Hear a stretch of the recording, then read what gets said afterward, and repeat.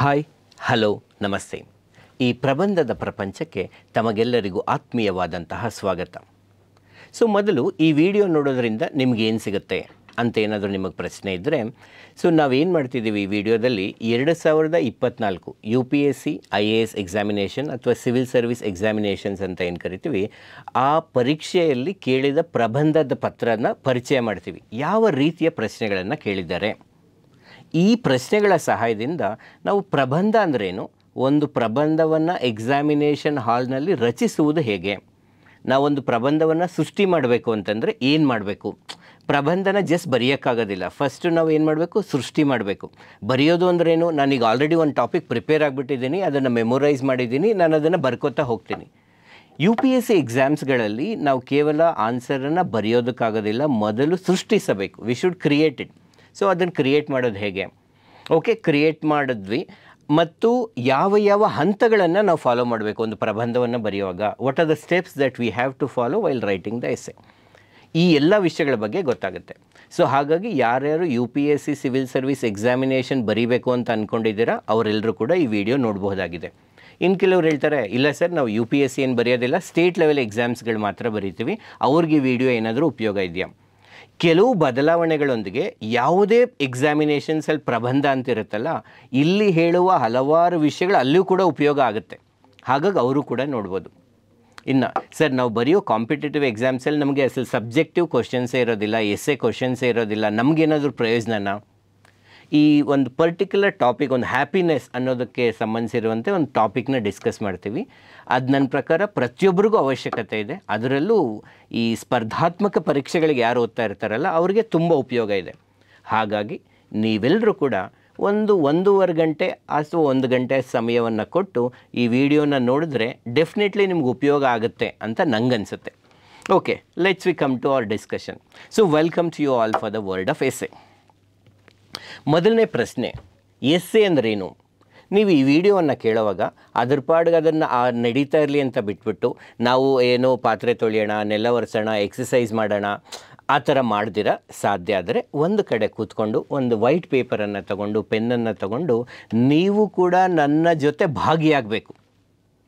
ಕೆಲವು ಪ್ರಶ್ನೆಗಳನ್ನು ಕೇಳಿದಾಗ ಆ ವಿಡಿಯೋವನ್ನು ಪಾಸ್ ಮಾಡಿ ನಿಮಗೇನು ಅನ್ನಿಸ್ತಾ ಇದೆ ಅದನ್ನು ಬರೀತಾ ಬನ್ನಿ, ನಾವಿಬ್ಬರು ಜೊತೆಯಲ್ಲಿ ಕಲಿಯೋಣ. ಇದು ರೆಕಾರ್ಡೆಡೇ ಆಗಿರ್ಬೋದು, but still you can actively participate with me. ನೀವು ನನ್ನೊಂದಿಗೆ ಸಕ್ರಿಯವಾಗಿ ಭಾಗವಹಿಸಬೇಕು. ಅವಾಗ ಇದರಲ್ಲೊಂದು ಮಜಾ ಇರುತ್ತೆ. ಈ 2 ಅವರ್ ಓದಿದ ಮೇಲೆ ಏನು ನನಗೆ ಬಂತು ಅಂತ ಅನ್ನೋದಲ್ದಿರ, ಆ 2 ಅವರ್ ಅಥವಾ 1 ಅವರ್ ಎಷ್ಟು ಅವರ್ ಆಗುತ್ತೋ ಗೊತ್ತಿಲ್ಲ ನಮಗೆ ವಿಡಿಯೋ, ಅದಕ್ಕೊಂದು ರಿಸ್ಟ್ರಿಕ್ಟ್ ಮಾಡಿದಿರ, let's we go in a free flow. ಆ ಸಮಯದಲ್ಲೇ ನೀವು ಅದನ್ನು ಎಂಜಾಯ್ ಮಾಡ್ಬೋದಾಗಿರುತ್ತೆ. ಅದಕ್ಕೋಸ್ಕರ ನನ್ನ ಒಂದು ರಿಕ್ವೆಸ್ಟ್ ಏನಪ್ಪ ಅಂದರೆ, ಒಂದು ವೈಟ್ ಪೇಪರ್ ತೊಗೊಳ್ಳಿ, ಪೆನ್ ತೊಗೊಳ್ಳಿ, ನಾವು ಒಂದು ಪ್ರಶ್ನೆ ಕೇಳಿದಾಗ ವಿಡಿಯೋನ ಪಾಸ್ ಮಾಡಿ, ನಿಮ್ಗೆ ಏನು ಅನಿಸುತ್ತೆ ಅದನ್ನು ಬರೀರಿ. ಪ್ರಬಂಧ ಎಷ್ಟೊಂದು ಸಲ ಕೇಳಿರ್ತೀರಲ್ವ ಎಸ್ಸೆ ಅಂತ, ನಿಮ್ಗೆ ಏನು ಅನಿಸುತ್ತೆ ಅಸಲು ಪ್ರಬಂಧ ಅಂದ್ರೆ ಏನು? Think about it. It's a very important question.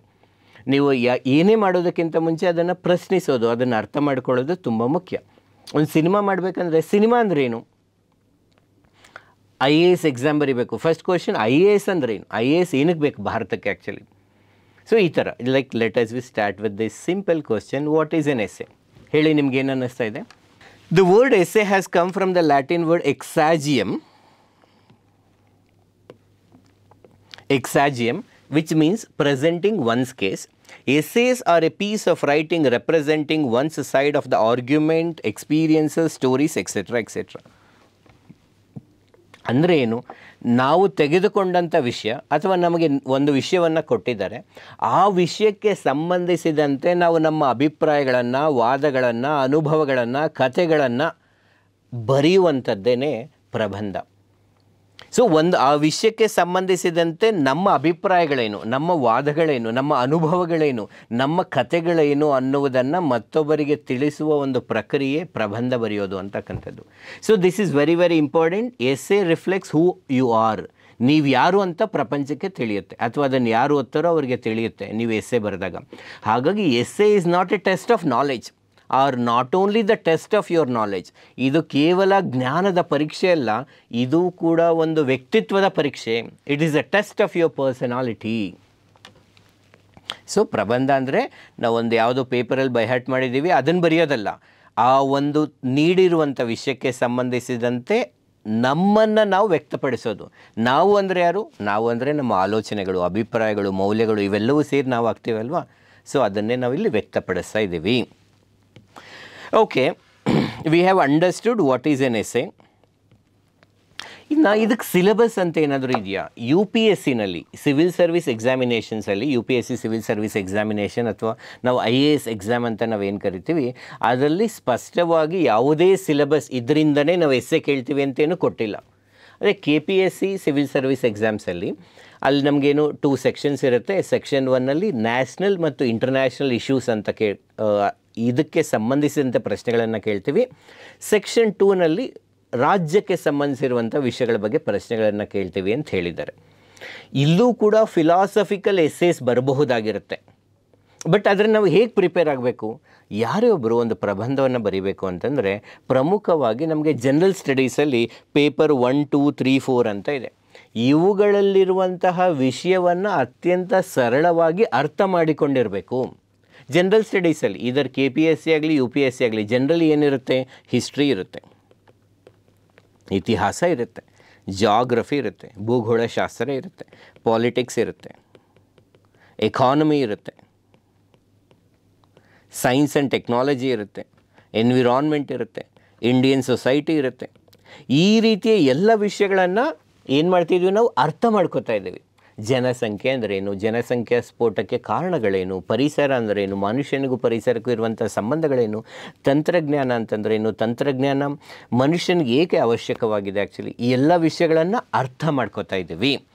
So ಅವನ್ನ ಮಾಡಬೇಕು. ಆ ಎಸ್ಸೆ ಬರಿಬೇಕಂದ್ರೆ ಹೇಗೋ GS ಓದಬೇಕಲ್ವಾ, ಆ ವಿಷಯಗಳನ್ನು ತಿಳ್ಕೊಳ್ಳೋದು ತುಂಬ ಮುಖ್ಯ. ನೀವು ಬೇರೆ ಎಕ್ಸಾಮ್ ಪ್ರಿಪೇರ್ ಆದರೂ, ಪ್ರಿಲಿಮ್ಸ್ಗಾದರೂ ನೀವು ಹಿಸ್ಟ್ರಿ, ಜಾಗ್ರಫಿ ಅವನ್ನೆಲ್ಲ ಓದಲೇಬೇಕು.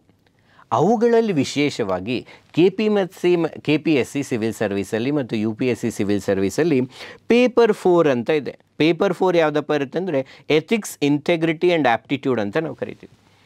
ಈ ಪೇಪರು ಎಸ್ಸೆ ಬರೆಯೋದಕ್ಕೆ, ಅದರಲ್ಲೂ ಫಿಲಾಸಫಿಕಲ್ ಎಸ್ಸೇಸ್ ಅಥವಾ UPSC ಲೆವೆಲ್ಸ್ ಅಲ್ಲಿ ಬರುವಂಥ ಪ್ರಶ್ನೆಗಳೇನಿದೆ, ಆ್ಯಕ್ಚುಲಿ UPSC ಹಂತದಲ್ಲಿ ಬರುವಂಥ ಪ್ರಶ್ನೆಗಳೇನಿದೆ ಅದನ್ನು ಬರೆಯೋದಕ್ಕೆ ತುಂಬ ಉಪಯೋಗವಾಗುವಂಥ ಒಂದು ಪೇಪರ್ ಯಾವುದಾದ್ರು ಇದೆ ಅಂತಂದರೆ GS paper 4, ethics, integrity and aptitude.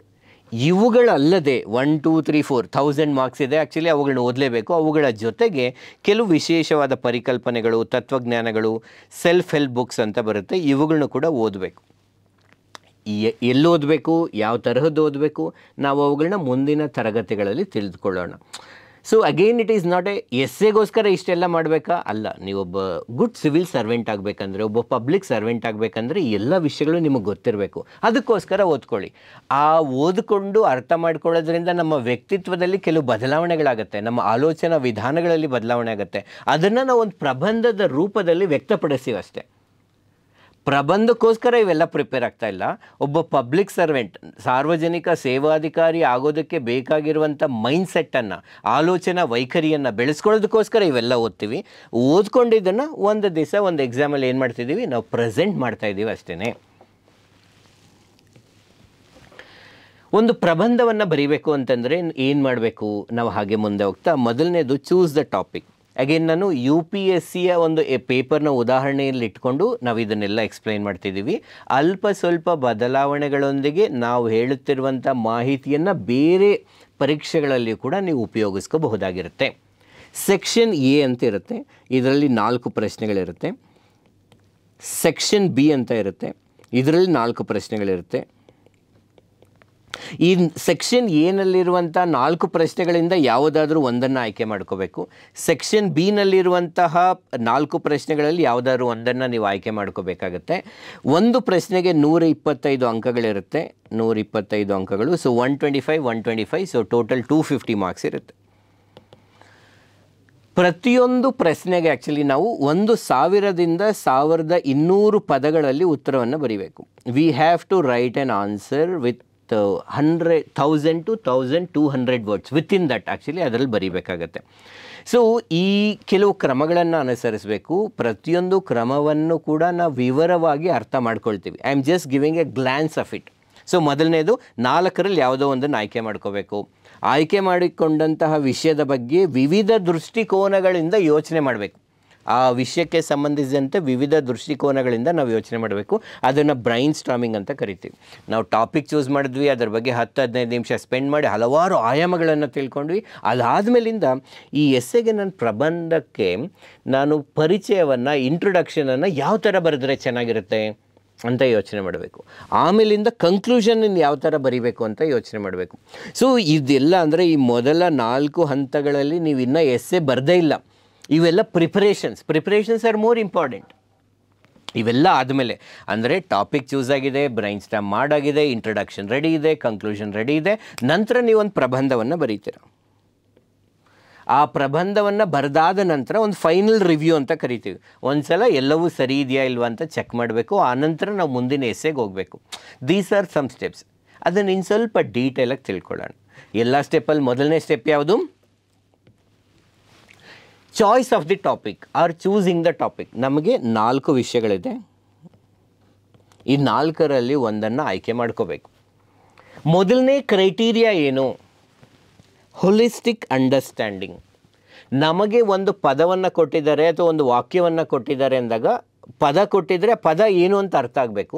ಒಂದು ವಾಕ್ಯವನ್ನು ಕೊಟ್ಟಾಗ ವಾಕ್ಯದಲ್ಲಿರುವ ಪ್ರತಿ ಪದ ಕೂಡ ಅರ್ಥ ಆಗಿರಬೇಕು. ಆ್ಯಂಡ್ ವಾಕ್ಯವನ್ನು ಸಂಪೂರ್ಣವಾಗಿ ಓದಿದಾಗ it should make some sense. ನಮಗದೇನು ಅಂತ ಅರ್ಥ ಆಗಬೇಕು. ಉದಾಹರಣೆಗೆ ಅದೇನು ಅಂತ ನೋಡೋಣ ಬನ್ನಿ.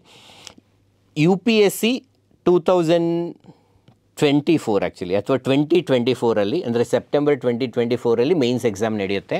ಅದರಲ್ಲಿ ಸೆಕ್ಷನ್ ಎನಲ್ಲಿ ಈ 4 ಪ್ರಶ್ನೆಗಳನ್ನು ಕೇಳಿದ್ದಾರೆ. Forest precede civilisation, deserts follow them. ಇಲ್ಲಿ ನಮಗೆ ಇಂಡಿವಿಜುವಲಾಗಿ ಪ್ರತಿ ಪದದ ಅರ್ಥ ಗೊತ್ತಿರಬೇಕು. ಅದನ್ನು ಸಂಪೂರ್ಣವಾಗಿ ಓದಿದಾಗ ಅದು ಯಾವ ವಿಷಯದ ಬಗ್ಗೆ ಹೇಳ್ತಾ ಇದೆ ಅನ್ನೋದು ಕೂಡ ನಮ್ಗೆ ಅರ್ಥ ಆಗಿರಬೇಕು. ಈಗ ಸಿವಿಲೈಸೇಷನ್ಸ್ ಅಂತ ಇದೆ. ಸಿವಿಲೈಸೇಷನ್ಸ್ ಅಂದ್ರೇನು? ನಾಗರಿಕತೆಗಳು. It's an organised human community. ಒಂದು ವ್ಯವಸ್ಥಿತವಾದಂತಹ ಮಾನವ ಸಮುದಾಯ. ಆ ಸಮುದಾಯದಲ್ಲಿ ಅವ್ರಿಗೆ ಆದಂಥ ಒಂದು ರಾಜಕೀಯ ವ್ಯವಸ್ಥೆ ಇರುತ್ತೆ, ಆರ್ಥಿಕ ವ್ಯವಸ್ಥೆ ಇರುತ್ತೆ, ಕುಟುಂಬ ವ್ಯವಸ್ಥೆ ಇರುತ್ತೆ, ಸಾಮಾಜಿಕ ವ್ಯವಸ್ಥೆ ಇರುತ್ತೆ. ಓಕೆ, ಈ ನಾಗರಿಕತೆಗಳು ಸೃಷ್ಟಿಯಾಗಬೇಕು ಅಂತಂದರೆ ನಮಗೇನು ಬೇಕು ಅಂತಂದರೆ ನೈಸರ್ಗಿಕ ಸಂಪನ್ಮೂಲಗಳು ಬೇಕು. ಅದೆಲ್ಲಿ ಕಂಡುಬರುತ್ತೆ? ಪ್ರಮುಖವಾಗಿ ಕಾಡುಗಳಲ್ಲಿ, ಅರಣ್ಯಗಳಲ್ಲಿ ಕಂಡುಬರುತ್ತೆ. ಕಾಡು ಅಂದ್ರೇನು? ಸಸ್ಯ ಇದೆ, ಗಿಡ ಇದೆ, ಮರಗಳಿದೆ, ಬಳ್ಳಿಗಳಿದೆ, ಪಕ್ಷಿಗಳಿದ್ದಾವೆ, ಪ್ರಾಣಿಗಳಿದ್ದಾವೆ, ಕೀಟಗಳಿದ್ದಾವೆ, ಶುದ್ಧವಾದ ನೀರಿದೆ, ಗಾಳಿ ಇದೆ, ಇವೆಲ್ಲವೂ ಕೂಡ ಇರುತ್ತೆ. ಈ ಎಲ್ಲ ಸಂಪನ್ಮೂಲಗಳಿದ್ದಾಗ ಮಾತ್ರವೇ ಒಂದು ವ್ಯವಸ್ಥಿತವಾದ ಮಾನವ ಸಮುದಾಯ ಅಂತಕ್ಕಂಥದ್ದು ಸೃಷ್ಟಿಯಾಗೋದಕ್ಕೆ ಸಾಧ್ಯ. ನಾಗರಿಕತೆಗಳಿಗಿಂತಲ ಮುಂಚೆನೇ ನಮಗೆ ಅರಣ್ಯಗಳನ್ನೋದಿದೆ. ಬಟ್ ಆದರೆ ನಾಗರಿಕತೆಗಳು ಬೆಳೀತಾ ಹೋದಂತೆ ವಾಯು ಮಾಲಿನ್ಯ ಆಗುತ್ತೆ, ಜಲಮಾಲಿನ್ಯ ಆಗುತ್ತೆ, ಶಬ್ದ ಮಾಲಿನ್ಯ ಆಗುತ್ತೆ, ಭೂಮಾಲಿನ್ಯ ಆಗುತ್ತೆ, ಪರಿಸರದ ಒಂದು ಅಥವಾ ಕಾಡುಗಳನ್ನು ನಾಶ ಮಾಡ್ತಾ ಹೋಗ್ತೀವಿ. ಈ ಎಲ್ಲದರ ಮೂಲಕ ನಾವೇನು ಸೃಷ್ಟಿ ಮಾಡ್ತಿದ್ದೀವಿ? ಮರುಭೂಮಿಯನ್ನು ಸೃಷ್ಟಿ ಮಾಡ್ತಿದ್ದೀವಿ. ನೋಡಿ, ಪ್ರಬಂಧ ಅಂದರೆ ಕೊಟ್ಟಿರುವಂಥ ವಿಷಯದ ಬಗ್ಗೆ ನಾವು ನಮ್ಮ ಅಭಿಪ್ರಾಯಗಳನ್ನು, ಅನುಭವಗಳನ್ನು ವ್ಯಕ್ತಪಡಿಸೋದು. ಅವರೊಂದು ವಾಕ್ಯವನ್ನು ಕೊಟ್ಟಿದ್ದಾರೆ, ಅದನ್ನು ನಾವು ಸಂಪೂರ್ಣವಾಗಿ ಒಪ್ಪಲೇಬೇಕೆಂದೇನೂ ಇಲ್ಲ.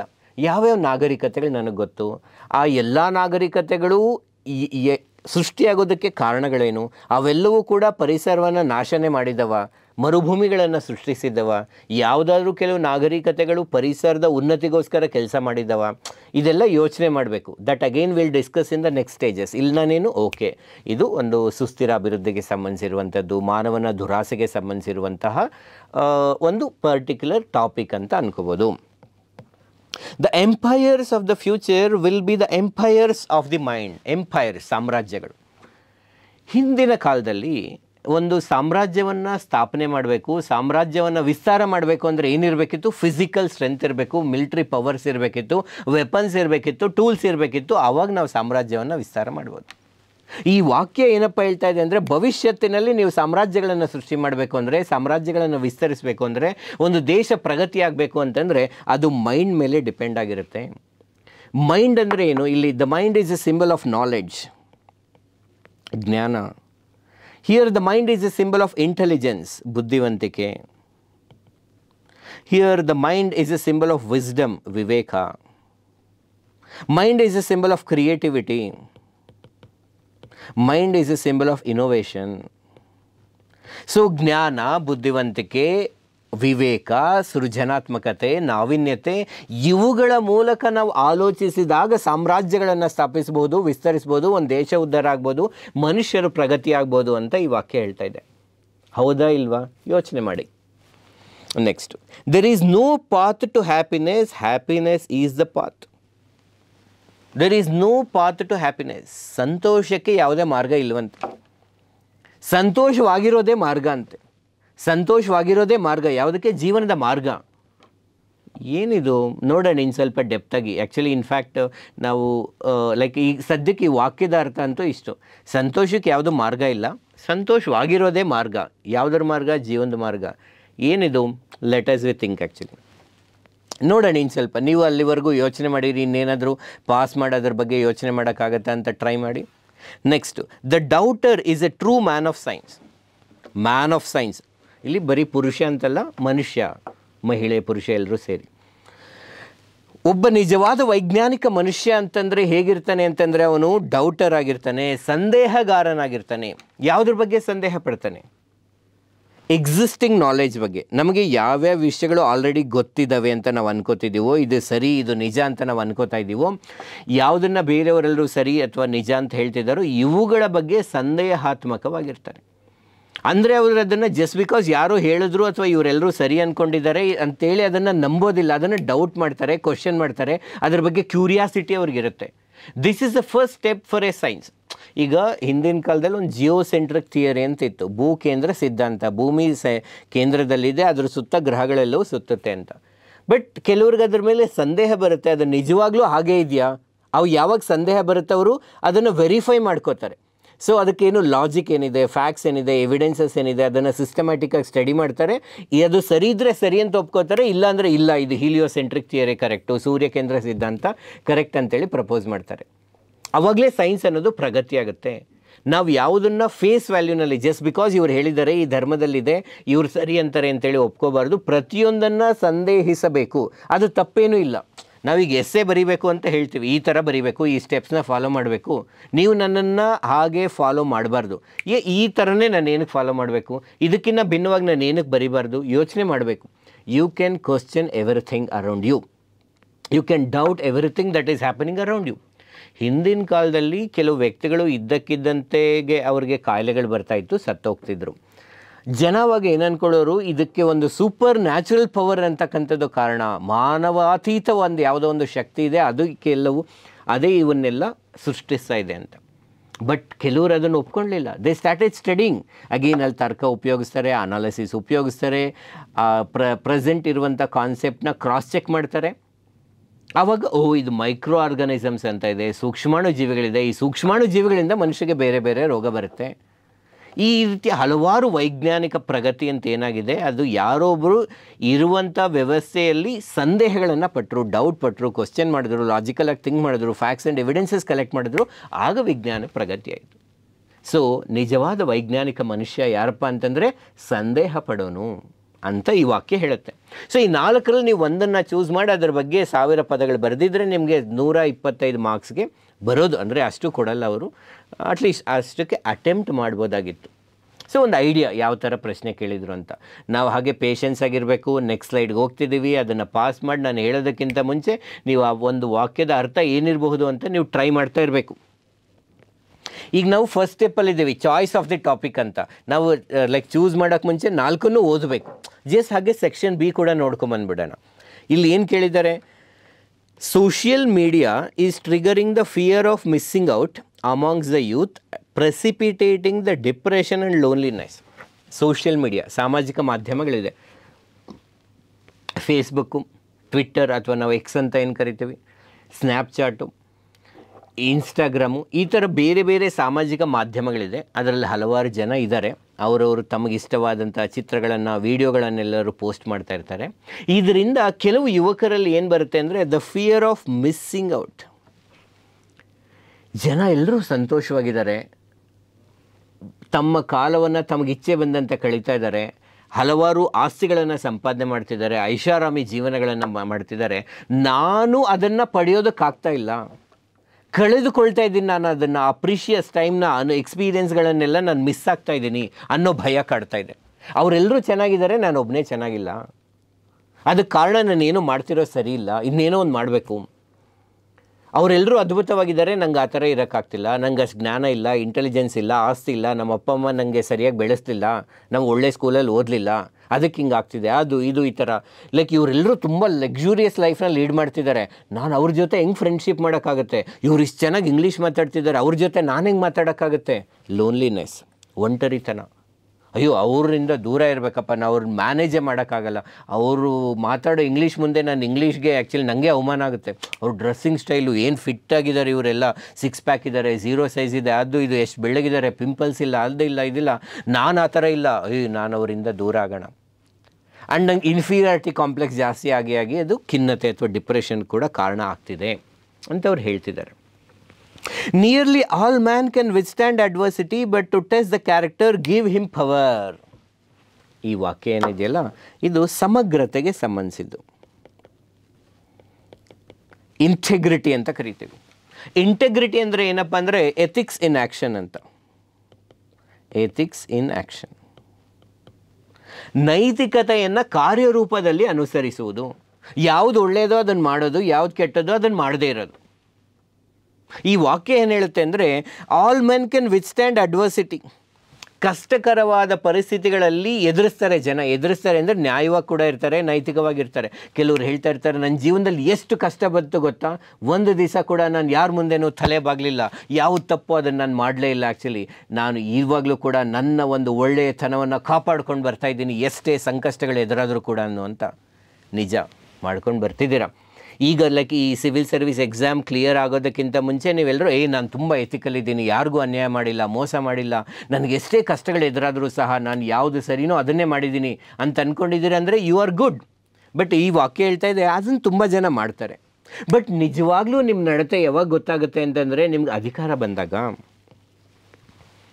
ಈಗ ನಾವೊಂದು ಯಾವುದೋ ಒಂದು ಅಧಿಕಾರ, ಯಾವುದೇ ಅಧಿಕಾರ, ಒಂದು ಲೈಕ್ ಅಗೇನ್ IAS KS ಆಗಿದ್ದೀರಾ, ಅಧಿಕಾರ ನಿಮ್ಮ ಹತ್ರ, ಅದು ಅಧಿಕಾರ. ನಿಮ್ಮ ಹತ್ರ ಹಣ ಇದೆ ಅಂತಂದರೆ ಅಧಿಕಾರ. ಆ್ಯಕ್ಚುಲಿ ಬೇರೆ ಬೇರೆ ಸ್ಥಾನಗಳನ್ನು ಹೊಂದಿದ್ದೀರಾ, ಅದು ಅಧಿಕಾರ. ಇನ್ನು ಬೇರೆ ಬೇರೆ ರೀತಿಯ ಪವರ್ಸ್ ಕೂಡ ಇದೆ. ಈ ಪವರ್ಸ್ ಬಂದಾಗ ಏನಾಗುತ್ತೆ ಅಂದರೆ ಆಕರ್ಷಣೆಗಳು ಕೂಡ ಸೃಷ್ಟಿಯಾಗುತ್ತೆ, ಟೆಂಪ್ಟೇಷನ್ಸ್ ಇರುತ್ತೆ. ಆವಾಗಲೂ ಕೂಡ ನೀವು ಆ ಟೆಂಪ್ಟೇಷನ್ಸ್ಗಳಿಗೆ, ಆಕರ್ಷಣೆಗಳಿಗೆ ಒಳಗಾಗ್ದಿರ ಯಾವ ಸರಿನೋ ಅದನ್ನೇ ಮಾಡ್ತೀರಾ.